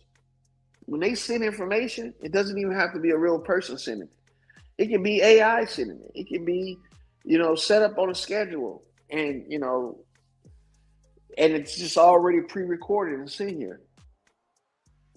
See, because these doors don't have filters on them. They don't have people at the other end like, this is good, that's bad, that's bad, that's bad. This is good. They don't have people at the other end like we think they do. Same thing with this shit that they call the algorithm. We think that it's a system, a program that's picking this shit out. No, it's not artificial intelligence. It's automated intelligence. It's not even intelligence. It's just automated, thinking.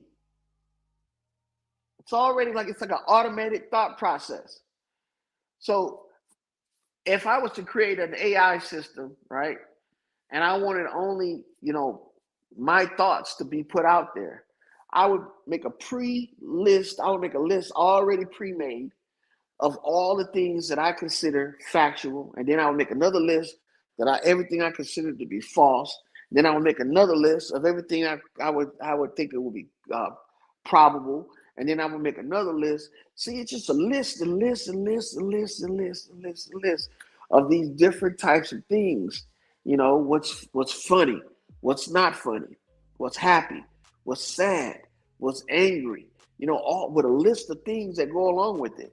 Well, when we get on the computer, it's just like when we used to type in numbers on the calculator, and then we put a plus, a minus, a multiplication, or division. You know what I'm saying? That's what see, when we put the numbers in the calculator, if you just put numbers in the calculator, what would it do? Nothing. The only way it does something is if you put that plus, minus, multiplication, divide behind it, plus another number. Now, what's that multiplication sign and that other number? That right there is those lists.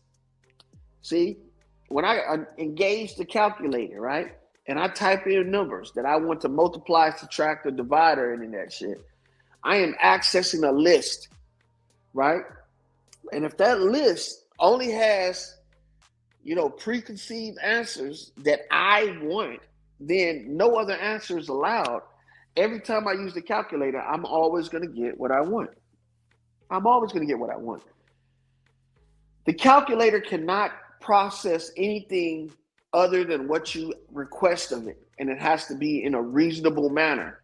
If not, you're going to get a wrong answer. Same thing with AI. See? But AI is still based off of what? Somebody's ideas, somebody's thought process. So when we're getting information from social media, that's the same thing. That's the same thing.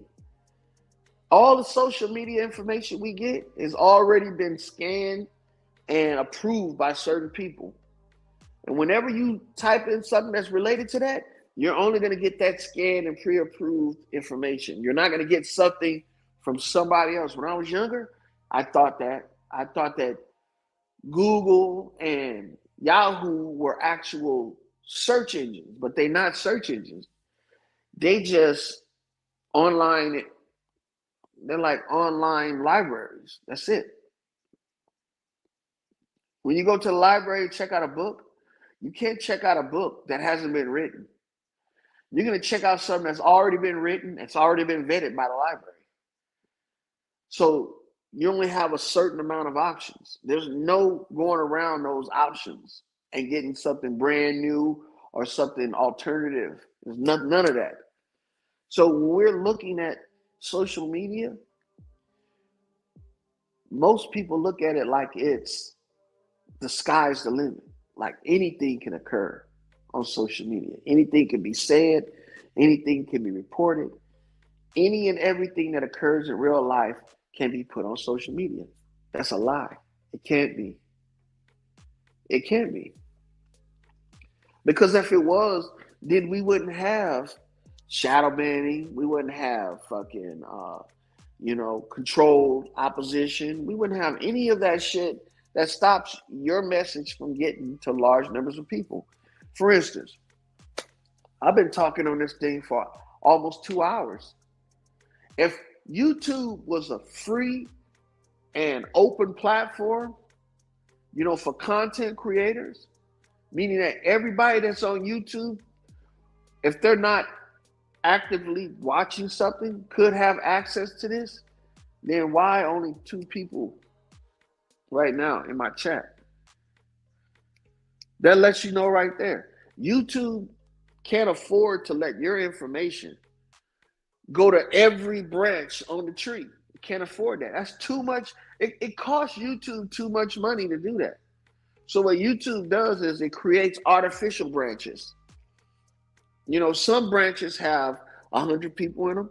Some branches have 1,000 people. Some got 1 million. Some got 2 million, and the sky's the limit. Some got 10 million, right? But you won't get access to those branches unless somebody connects you to them. And this is where YouTube has thrown the responsibility or the blame off of them and put it on algorithm. See? See, algorithm is an excuse for information control. That's what algorithm is. Algorithm is the scapegoat for information control. So when somebody says that, hey man, help me out, put a like and a share, hit the subscribe button, and so I can get in the algorithm. What you're doing is you're getting a petition from everybody that's inside the branches that you're allowed to go to say, hey man, I'm to the point now where you can allow me access to these other branches. See? But if you don't tell people and remind people, hey, hit the like button, subscribe, so I can get, so I can petition to be allowed to go and reach everybody, then you stay where you're at. And only a few people can see what you can see because that branch only has 100 people in it. And in that branch, what you're putting out is not what they're interested in. So they can take your direction and change it to a dead end. When you first get into this YouTube shit, you're on a road, right? That's going to a bunch of four-way streets, right? Not just one four-way street. That four-way street is going to lead to four-way streets. That's going to lead to four-way streets. It's going to lead to four-way streets, four-way streets, four-way streets.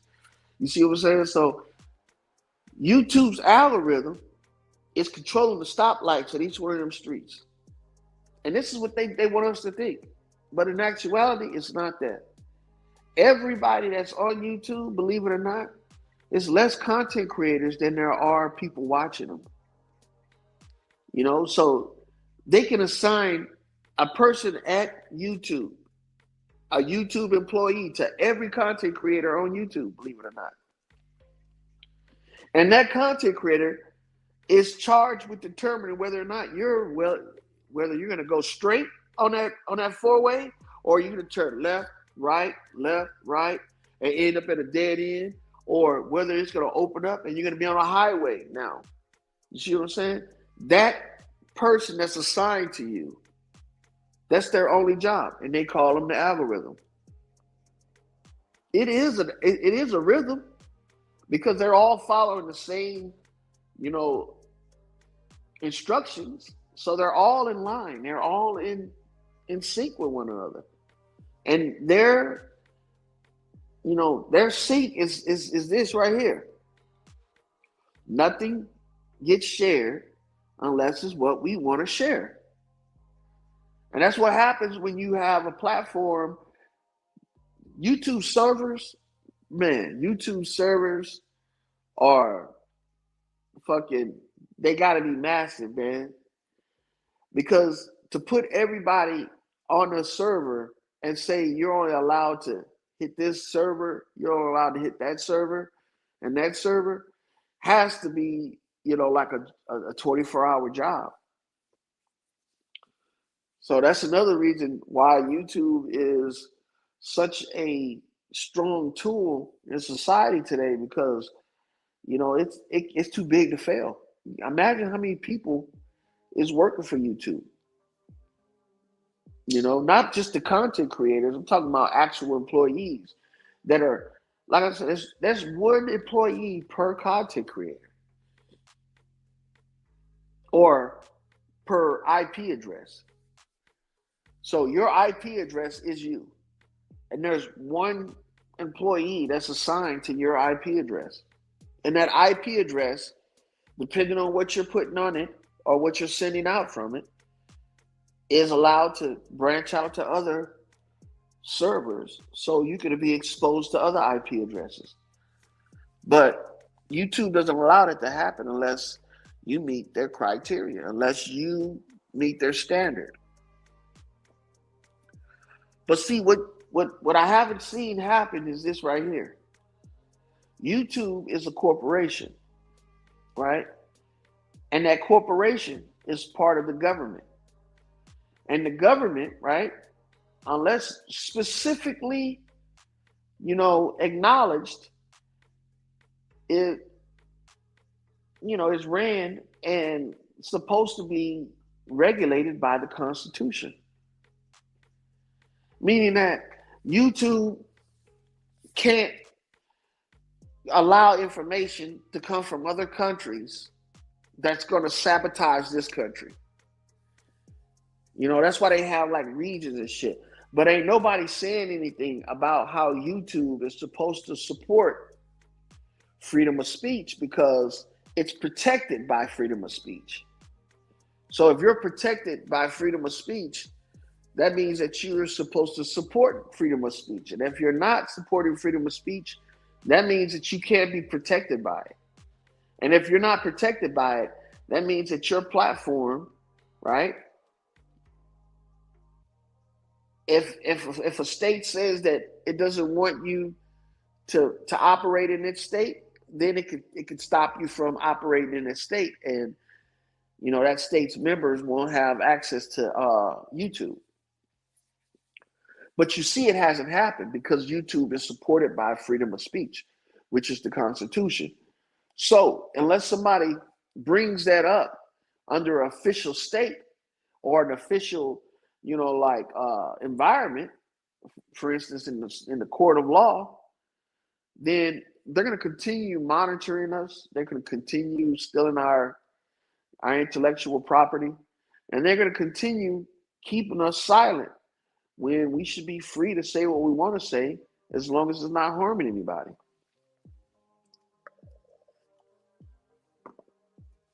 But that's not going to happen because, like I said, YouTube is a corporation. It's ran by the government, and certain entities in the government can't be sued.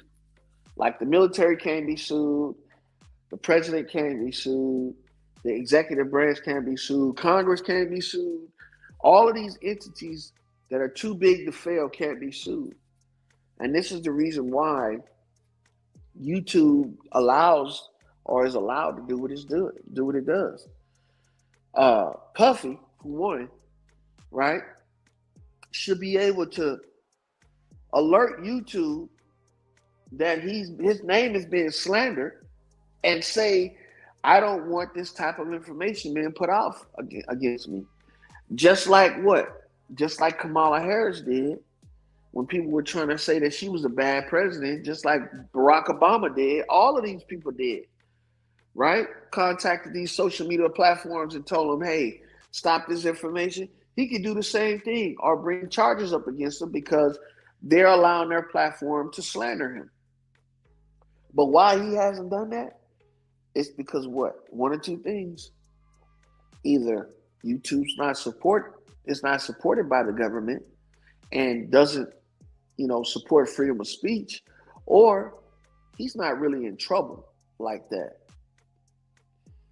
And everything that's being said about him is considered allegedly or some type of entertainment. And that right there should tell you something, man. Ain't nobody getting sued only certain people getting sued for slander and defamation. If they're not suing them, people are saying if it wasn't the truth, then it would there would be defamation charges and, slander charges against me and shit. But that's not the case. If it's considered entertainment, then it's just like comedians telling a joke and people's feelings get hurt. They can't go and sue the comedian because their job is to, say shit that's going to make people respond. That's their whole job. You can't sue a comedian for making a racial joke, but you can sue a store owner for making a racial comment to you. You know what I'm saying? You can even sue a restaurant worker for not serving you in the manner you think you deserve because of your race. Now, if they said for entertainment purposes, when you come into this restaurant, we're gonna call you every name in the book. They got places like that where you go and you opt out of, having personal rights because people can say whatever they want to say to you. They can do whatever they want to do because you agree to it. Like you go, there's some restaurants where you go, all they do is cuss at you and talk shit to you, and that's part of the atmosphere that they support. You know what I'm saying? They've already let you know that if you don't want to deal with this, you don't have to come here. And see, the thing about that is this right here. We allow that shit to happen like that. See, because if people didn't allow it, it wouldn't happen. Because if it's a public, atmosphere, they can't stop you from coming there. But if you go there and you become offended, you can't sue them. Why? Because they've reserved the right to say and do what they want to do in their establishment. But it's a public establishment, which means that it's government funded, which means that it supports the Constitution, freedom of speech. You know what I'm saying? So they allowed to say shit like that in their establishment, and you're allowed not to go there. Same thing with YouTube. But when you make your entire business based off of that, being able to say what you want to say, now it becomes a conflict. And this is the thing I'm waiting for with YouTube. It's because if your whole premise is to fall up under freedom of speech, then you can't restrict my speech because that's your entire business, freedom of speech. Unlike those restaurants where you go to and they cuss you out and you get offended, you can't sue them. That's not their entire job. Their entire job does not depend upon what they say. Now, if their food was fucked up too at the same time, now you can say the food was horrible and they cussed me out when I was there. Now you might have some issues because not only are you, saying bad things to people, but your food isn't good either. It's unsanitary or some shit like that. So now you get to harp on them for what they're supposed to be doing, not what they are doing additionally to what they're supposed to be doing. And the same thing with YouTube. YouTube should not be able to tell you what you can and cannot say when their entire business is about saying what you want to say. They shouldn't be able to say you can't say that because their entire business is allowing people to say what they want to say to millions of people. See, their entire job is freedom of speech. So they shouldn't have the luxury of restricting that freedom from people that's utilizing their platform. It's not like they, make food and ship food to the people that's watching their videos or ship food to people that's making the videos. They just allow you to make videos and say what you want to say. They don't have no secondary. They tried to add TV to that shit in order to say that we're not just a freedom of speech platform, we're an entertainment organization. And we also push, electronic media. They tried to do that. That's why they sell TV shows on YouTube, and they also sell, these premium packages. That's the only way they can have some type of, say in whether or not people can, get away with saying what they want to say, or they get away with stopping you from saying what they want to say. Because now they can fall back on, we're not just a freedom of speech platform, we're also a media organization. You can't go to freaking Viacom or NBC and tell them what you want to see. They tell you what they want you to see. It's not a two-way system. And this is the thing that's killing me. Now that these organizations like NBC, Viacom, and Fox News and Fox and all this shit, now they're coming to the platform of YouTube, then now YouTube can't, that if they're going to do that to regular people, they need to do it to them too as well. For instance, the information that these news stations put out, that's not entertainment. That's real life. So if you're allowing real life to get put on the internet, right, then you can't say that you're an entertainment group, because who's to say that the entertainment in real life will be, indistinguishable from one another? Like YouTube can have content creators doing skits that look just as real as Fox News reporting, the news. Look how they talked about these storms that were supposed to come, how they blew all of that shit out of proportion. And then you have people over here making fake videos, acting like it's flooding. A motherfucker got a boat pulling it through the neighborhood and the water ain't up but 2 feet deep. Talking about flash flooding and shit. Come on, man. That's not a flash flood, nigga. A flash flood is when a flood comes through and washes all your shit away. And the water ain't 2 feet deep where you can pull around a boat talking about some you rescuing people. That's not how it works. And then if people paid attention to this shit, they wouldn't be able to tell these stories like Katrina. Katrina was not a national emergency. They made it into that. There was no people that needed to be helicoptered out of fucking New Orleans when the levees broke. What it did create was it created a area where sanitation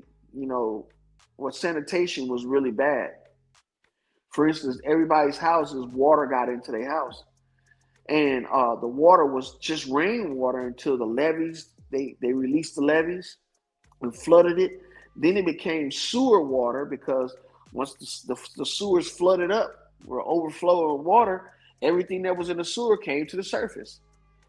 So that shit went into people's houses. It made it unsafe for them to live in there, not because they were in danger of drowning.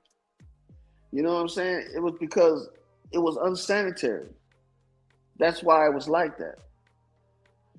And the people that went to that were told to go to the stadium and shit, these people went to the stadium not because they were in danger of the storm. Well, it was because they were told that the stadium there, they were going to be offering reimbursements for people.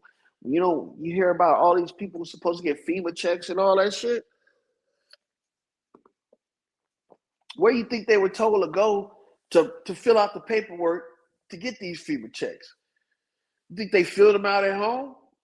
They were told to go to the dome to get their handout. So they all went there. And then when they got there, they were told it's going to take this amount of time and that.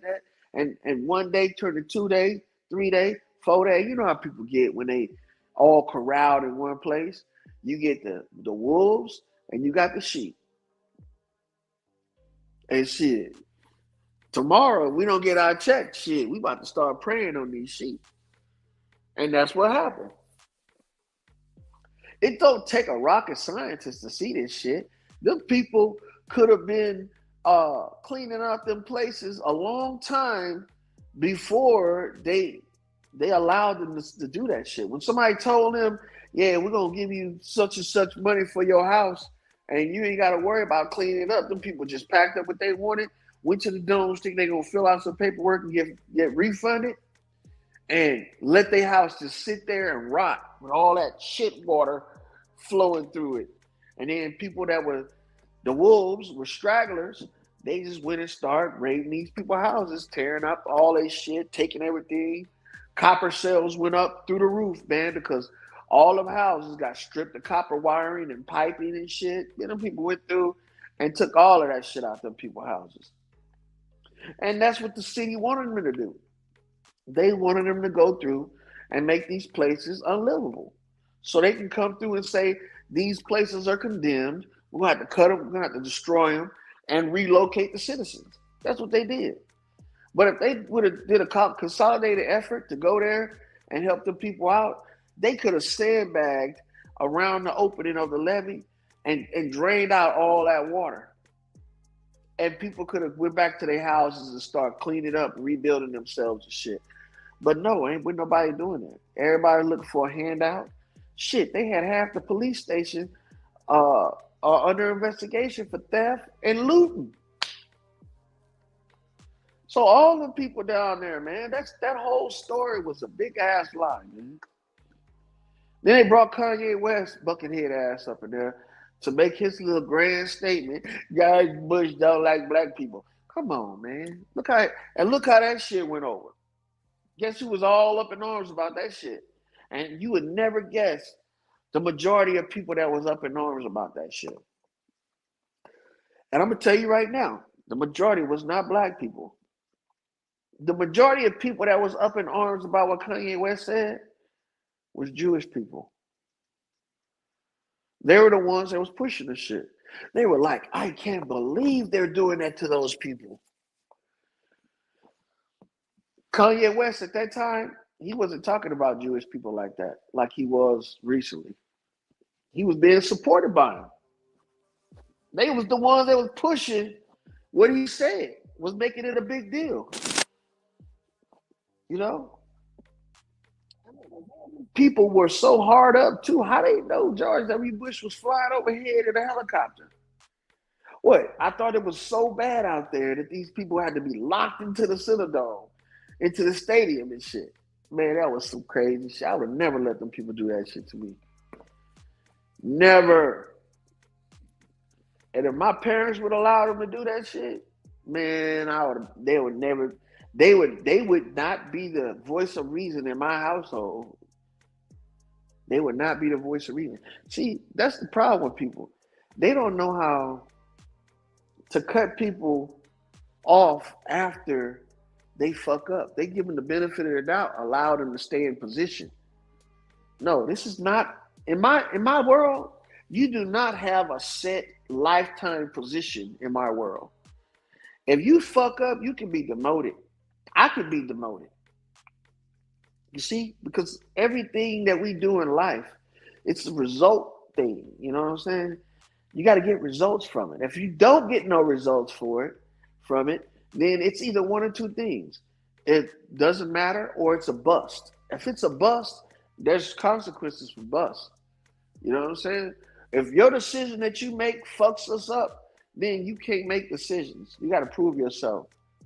You know, if you can fuck us up like that with a decision, then every decision that you make is questionable. See? Same thing with the shit that just happened recently. Everybody that fell for this shit with the wars that they talked about over I don't even start talking about that. But at the same time, this COVID shit, if your relatives made decisions that affected you with this COVID shit, they can never make decisions for you again. They shouldn't be able to. They shouldn't be able to.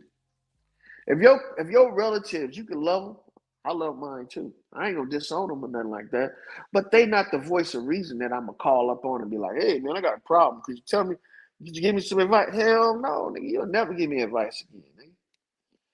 If you was there telling me you better get that shot, you gonna keep that job, and it's life or death, nigga, and you up there telling me to pretty much sign my life away in a chance, yeah, you would never be called on again. You would never make a decision in my life.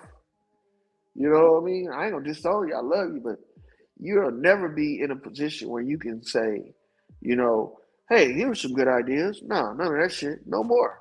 You done fucked up your chance. You know, it's gonna take it took me 20-some years to figure out you dumb as a rock. Nigga gonna take another 20 years to figure out you not.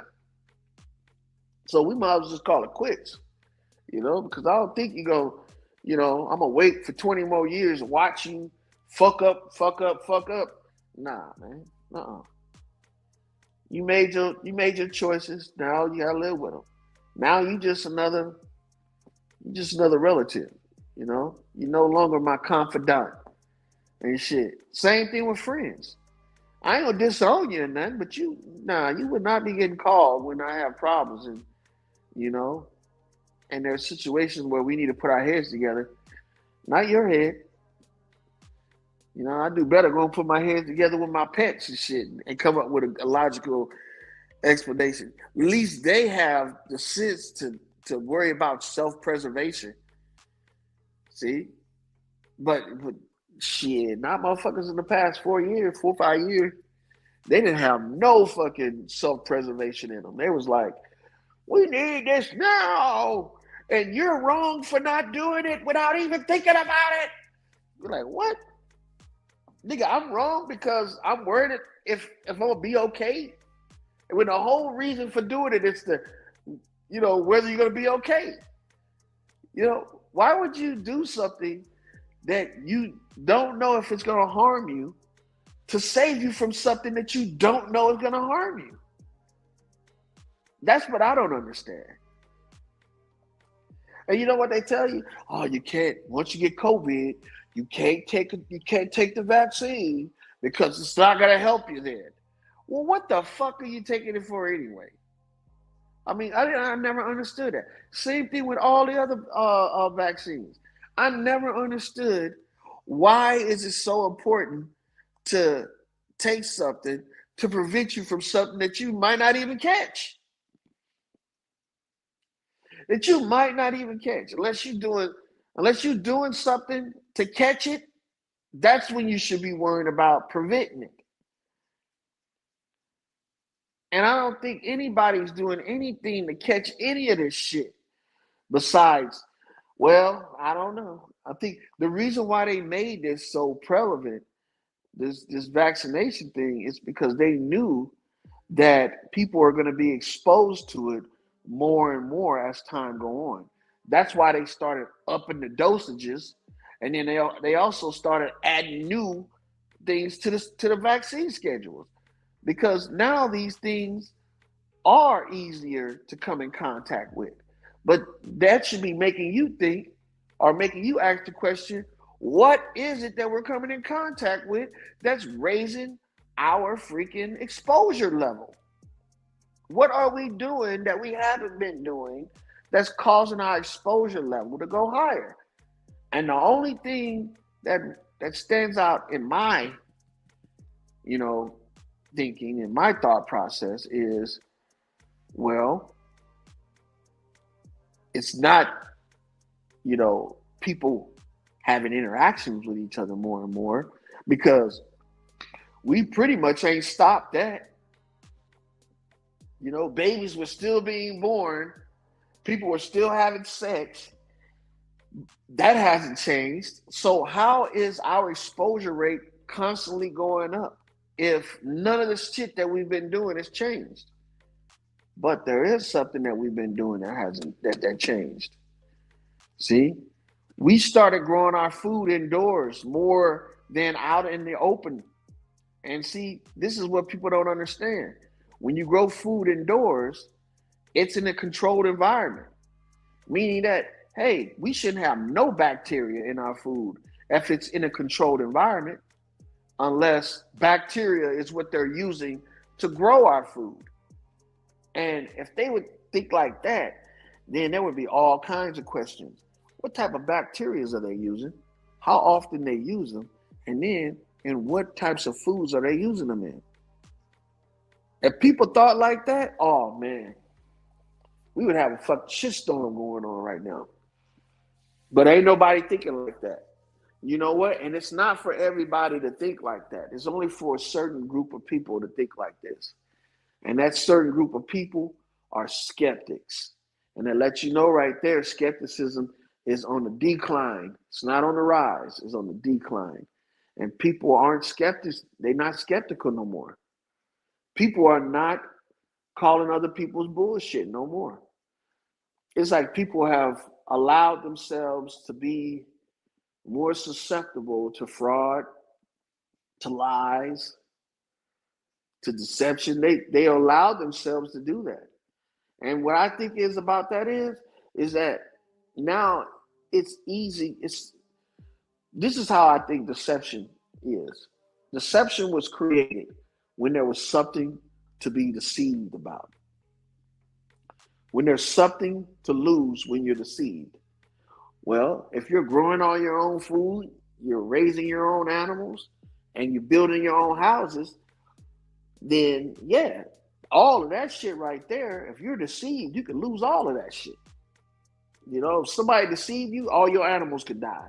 If somebody could deceive you, then all of your freaking you know, your supplies will run out, or your structures will be built all fucked up and shit. You know what I'm saying? So those things right there, they had to get rid of those things from the average person. So guess what? Now we don't raise our own food. We don't grow our own food. We don't build our own houses. So now what is there to lose when you're deceived?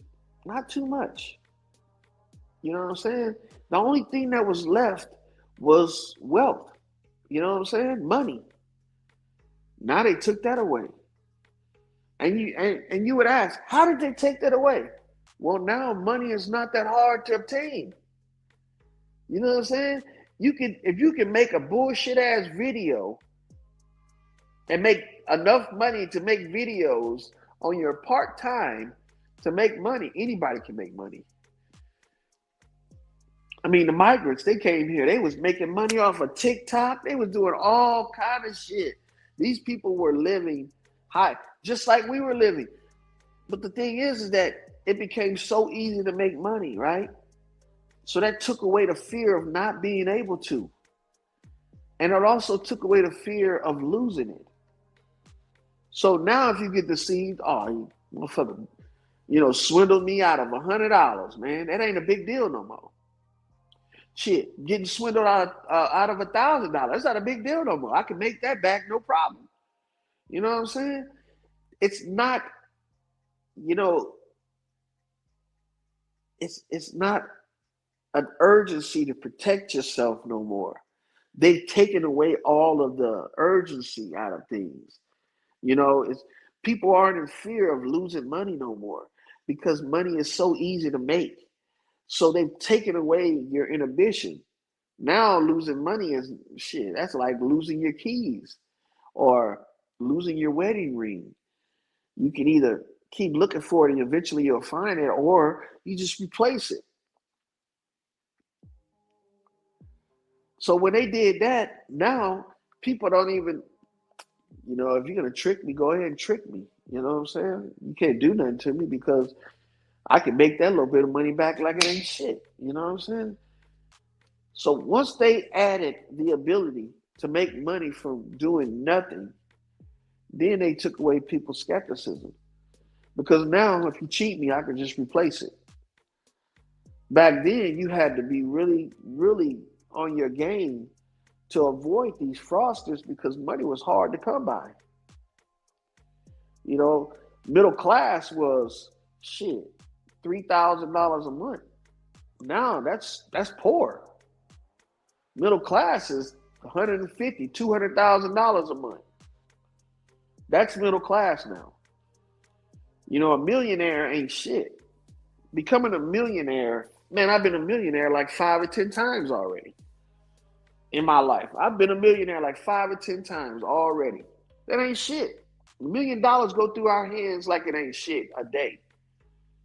People don't even look at it. You know, you go out there and you wreck a car.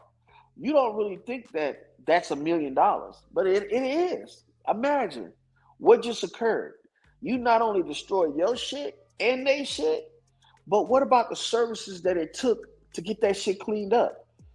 You know, what about the services that it took afterwards for you to get your money? What about the services that it took because you needed to be hospitalized? That's over $1 million right there. That one little transaction right there is $1 million. And that shit happens every day. That shit's just going through our hands like it ain't shit. You know what I'm saying? So $1 million ain't what we think it is. It's good to have. Yes, it is. But people aren't afraid of losing that no more. That's not, you know, severe as it was back in the day. You know, what's severe today is your reputation. That's what people are looking at today as being something you really have to guard against. You know, getting a bad rep. That's important to people today. It's not really if making good decisions. It's something that you should have to worry about. Because even people that make bad decisions still expect to have a good reputation. And that's crazy because how you expect to have a good reputation when you fucking up? You know, that's the consequence of fucking up, having a bad reputation. So they don't reward having a good reputation these days like they used to. You know, just like they don't reward, people for, telling on criminals. Back in the day, they did. I don't think they do the Crime Stopper shit no more like they used to. Back in the day, Crime Stopper was like, he had $5,000 if you report this. You had motherfuckers reporting. I mean, reporting every day, man. Crime Stoppers was like, let me go on crime. Let me watch Crime Stoppers tonight. See if I can win the lotto. Because motherfuckers in the hoods fucking up. They could be getting looked for, and Crime Stoppers offering $20,000, $30,000 to find these motherfuckers. Shit, and it's all anonymous too. So people were snitching. You had relatives snitching on relatives, but nowadays they don't do that. It's not. They don't reward you for, doing that no more. Yeah. So people ain't doing it. I guarantee if they rewarded people like they used to reward people for crimes, reporting crimes, just like they rewarded people back in the day for turning in their guns, they would do the same thing, bro. They would be snitching. You would have a lot of people getting busted. You would even have people not even committing crimes getting busted, because that's what greed does. So what they created pretty much a system that's not greedy and greedy at the same time. But a lot of people don't have morals with the greed. Like I will be greedy in all of the cases besides this. If it involves elderly people, family members, and children. If it involves those three, I'm not being greedy. If it involves children, I'm not gonna be greedy because I was a child. I got children. I know how that is. It really doesn't help. To steal from kids. You know what I'm saying? That's stupid. They ain't got shit to steal anyway. But that's kind of like stealing from yourself because you were once a kid too. You know how that shit feels. Same thing with old people. You're gonna be old one day. Everybody's gonna be old one day. So it doesn't really benefit to do that shit to them either. And I don't I just feel like there's a lot that people are missing out on when they just go along with anything. We used to have this saying back when we was in when I used to play sports in high school, struggle builds character, right? So they only, you can't have a whole team of captains. You know what I'm saying? You got to have captains. You got to have people that follow the team captain. The team captain is somebody that deals with struggle better than everybody else. Meaning, like, he's not the fastest player on the team, but he doesn't quit running even when he gets tackled. You know what I'm saying? He's not the strongest person on the team, but he doesn't ball up into a ball in a fetal position when he gets hit. You know what I'm saying? He's not the smartest person on the team, but he doesn't think that his head is useless. It's only used for a battering ram. He knows how to put logical thinking into action for himself. You know what I'm saying? So these people, you gotta have a keen sense of dealing with people when you're picking out leaders too as well. You can't just be a dumbass and just picking out people because you think that they're better for the position. They got to actually prove themselves and shit. So when I be looking at this stuff, man, I be thinking to myself, who chose this dumbass? What fucking turd burglar fucking picked this person right here? Because this motherfucker had to be on dope picking this person. And that's exactly what I be trying to point out to people, but maybe it doesn't get across to people like that. Maybe I'm just old fashioned and shit. I'll be all that though, tell you the truth. But I know one thing. Uh, I thought that people would be more skeptical, you know, after these past 4 years. Ain't nobody, man. Look, if when Trump get into office, if he don't start pointing out the bad actors that drove us down this fucking road 4 or 5 years ago, then you should know that he's part of it. That man is part of it because Operation Warp Speed pushed this shit ahead. If they just say, what happened in the past, nothing. Come on, man, that ain't right. That is not right. You can't watch all these people get hurt and then say, their pain don't matter because time has gone by. A certain amount of time has gone by. If that's the case, then you can't have no fucking Me Too crew. You can't have no Me Too fucking shit. You can't say, believe all women and all that shit. Fuck that. Fuck that. See? And from now on, I don't believe shit nobody say. I don't believe shit nobody say. You know why? Because it doesn't benefit me to do so. Matter of fact, it actually is detrimental if I do. And that's how people don't see that. People don't look at like your decision when you believe in people, especially when it involves your health. That is dangerous. We got a whole nation down there of hypochondriacs. People that go to the doctor on routine basis for no reason at all. I mean, feeling healthy as hell. Just go to the doctor. I'm here to get a checkup. What the fuck? Do you take your car to the auto shop just to get a checkup? Just get a tune up? Or just to get it looked at? No.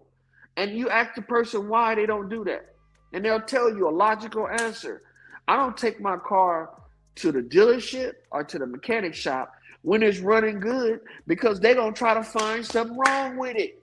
But why the fuck we don't think that about healthcare? You know what I'm saying? Why we don't think that about healthcare? But people are going every day to the doctors to get their blood pressure checked, to get their their colon checked. Get the fuck out of here. Get the fuck out of here. You mean to tell me I can't tell if my ass ain't working right? I sit on that motherfucking toilet and take a shit with it every day. I can't tell it ain't working right. So I need to go to a doctor and have him dig around in my ass to see if it's functioning right. You mean to tell me you can't tell if your eyesight ain't doing good? You shouldn't have to go and get no eye exam to find out you need glasses. You should just be able to look around with your own fucking eyes and tell, hey man, I can't see shit the way I used to be able to see.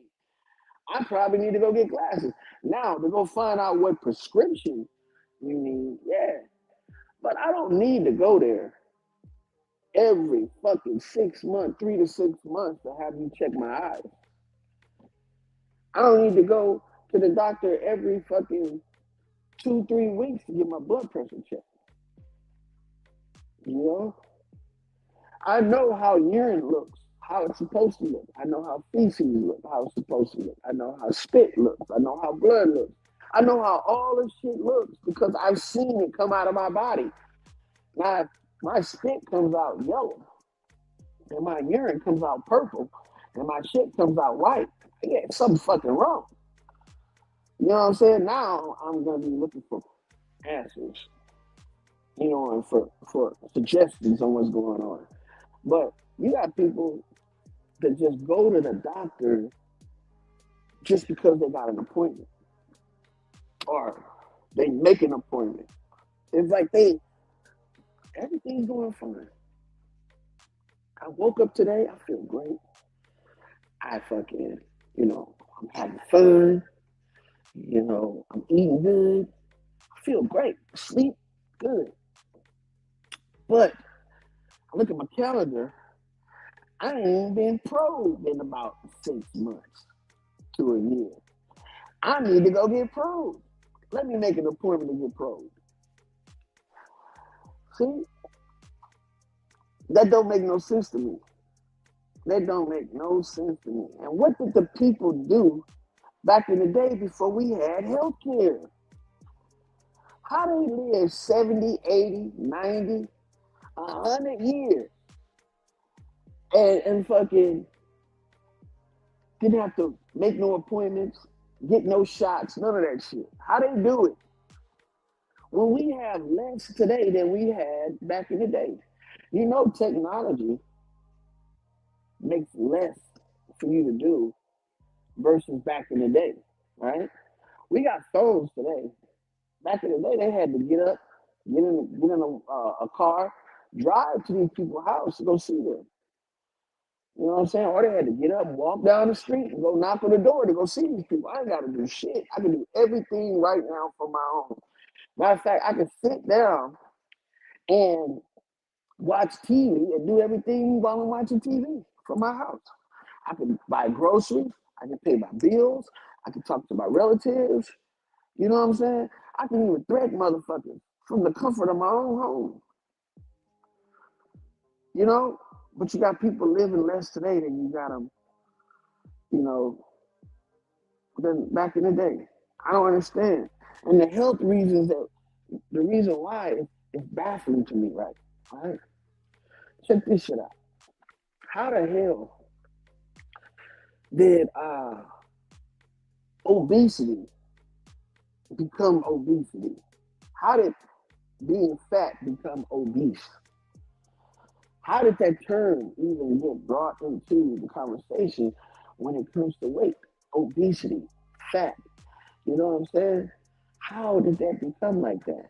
When at one time, you know, if you didn't have, if you were skinny and your ribs were showing or your veins were showing on your body, you were considered malnutrition or dehydrated. And nowadays, that's considered, healthy.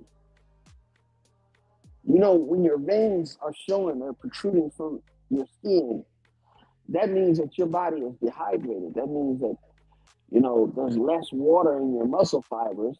So now your muscles are shrinking, becoming more dense because there's less water in them. Now the arteries and the veins between the muscles can now be exposed because of less moisture. You know, now that's considered healthy. Being able to see every muscle in somebody's body is considered healthy. When that doesn't even make sense. When the animals in nature try to get their body fat content up to a certain percentage to where you can't see. Well, I don't even know if they're doing it so you can't see their muscles, but I know they try to get it up for survival and impact reasons, meaning like it's better insulation, less trauma if you ever take a fall or some shit like that. But nowadays that's not considered healthy. Nowadays animals are more healthier. They look healthier than their owners, right? They look healthier than their owners. And then we've changed the way that we look at the way things are done a lot too. I mean, that word obesity, right, was a term that was used for people that had severe weight gain, that had severe weight on their body, meaning like they were so obese that they were so fat that they couldn't move the way a normal person moved. That's why they were called obese. They're to the part where they're over their body's natural composition. But having weight on was considered a healthy thing back in the day. When now that's not the case. It's total opposite. Another thing too is that we used to talk about Somebody was telling me one time that eating was a spiritual. It was more spiritual back in the day. And at some point, I was like, yeah, I can see that. I can see that.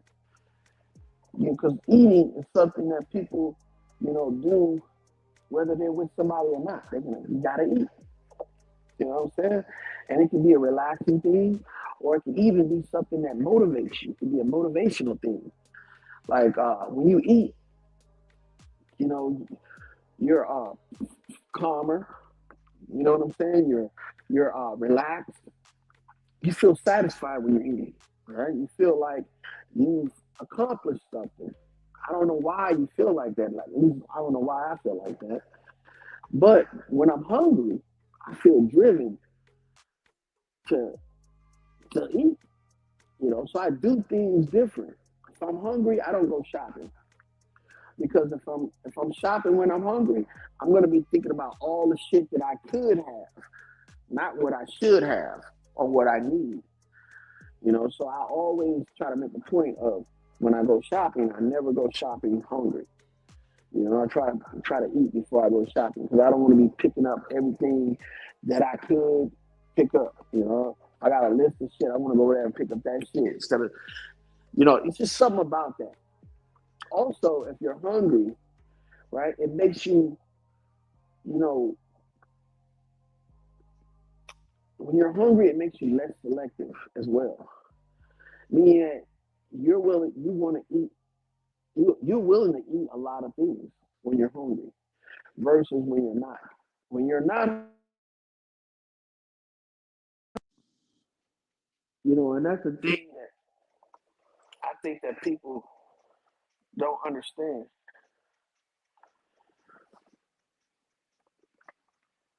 What just happened?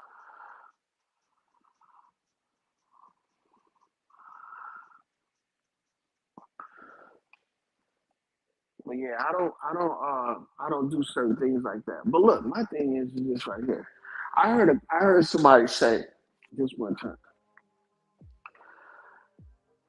If cows are vegetarians, right, or herbivores, how do they get so big and muscular, right? It's like the animals are showing us how we should eat. And I was thinking to myself, that's a damn lie. See, we think that whatever we see is what actually is real, and we don't realize that there's a lot of stuff that even if you look at it, it won't tell you exactly what it's doing or what it's made of. You know what I'm saying? You gotta actually. That's why you investigate. See, the investigation, it's not just observation. Investigation is like dissection. You know what I'm saying? Uh, I remember when I first learned about just basic investigation, right? I learned about the grid method. You know, when you come into an area that you've never been into, you want to make sure that your immediate area that you're in, where you're staying at, is clear or safe, or not even clear or safe, but it's uh, it's well preserved, meaning like it hasn't been tampered with, or it hasn't been cluttered with anything.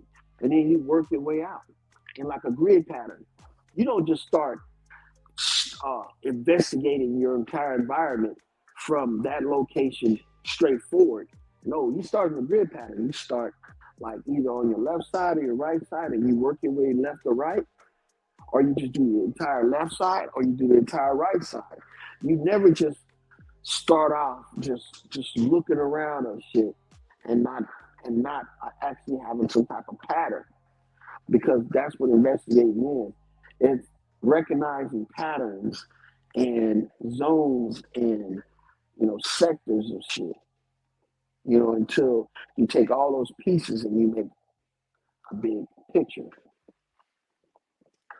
So when I look at that conversation about the cows and why that proves that being a vegan or vegetarian is better than being a carnivore or omnivore or a meat eater, I started recognizing that we're not seeing something that's occurring with these cows eating that grass. We're not seeing something. Now, if you think that cows eating grass and that's the reason why they getting big like that, then you were just like I was when I was in elementary school. You were unexperienced, ignorant, because cows ain't just eating grass. And the reason why I know this is because just like the whales in the ocean, the big whales, they get that fucking big, they not born like that. They grow into that size. Like the sperm whale and all that shit, they start off the size of dolphins. And then they grow fucking, the size of fucking, a sideways, not a sideways, but a skyscraper. Some of these fucking whales are like 4 or 5 story buildings, not skyscrapers, but if you lay them down next to a bus, it would be like 5 or 6 buses put together. Some of these whales, but they start off the size of a dolphin, which is a giant mammal fish or mammal and shit. How do they get that big if all they're doing is eating, plankton and krill and shit? And you gotta understand, plankton and krill are animals, and animals are protein. So these whales are eating millions of tons of these things per day. No wonder they get so big like that. No wonder they're giant, and just freaking out there,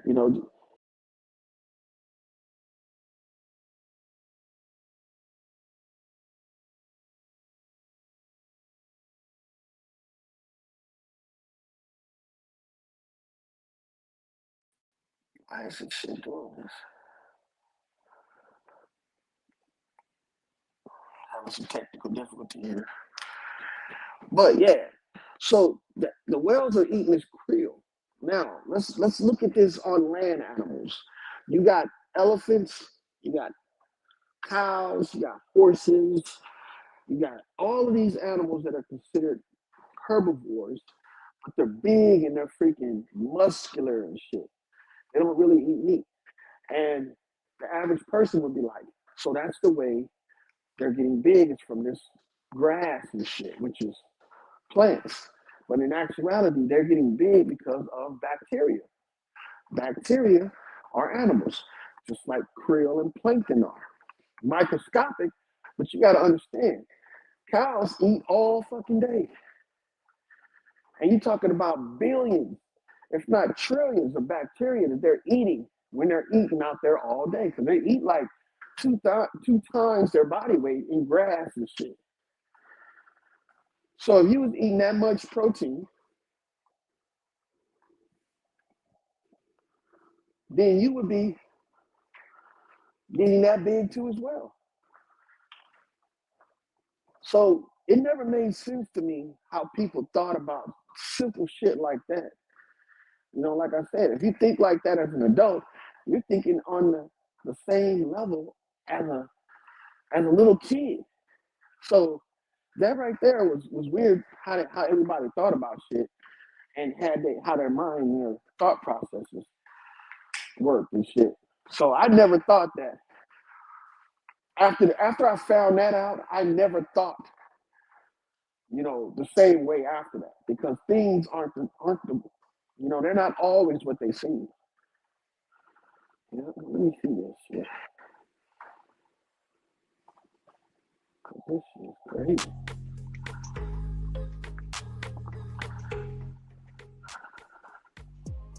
Yeah, I'll still change this shit up. Take a little intermission real quick. Check the mail. But I know y'all remember this. He's been left behind. He's on the naughty step from PSG. He's not gone on the tour of Japan. What have you missed? What did you say? Shaq! Wait, we need some help. We need medical.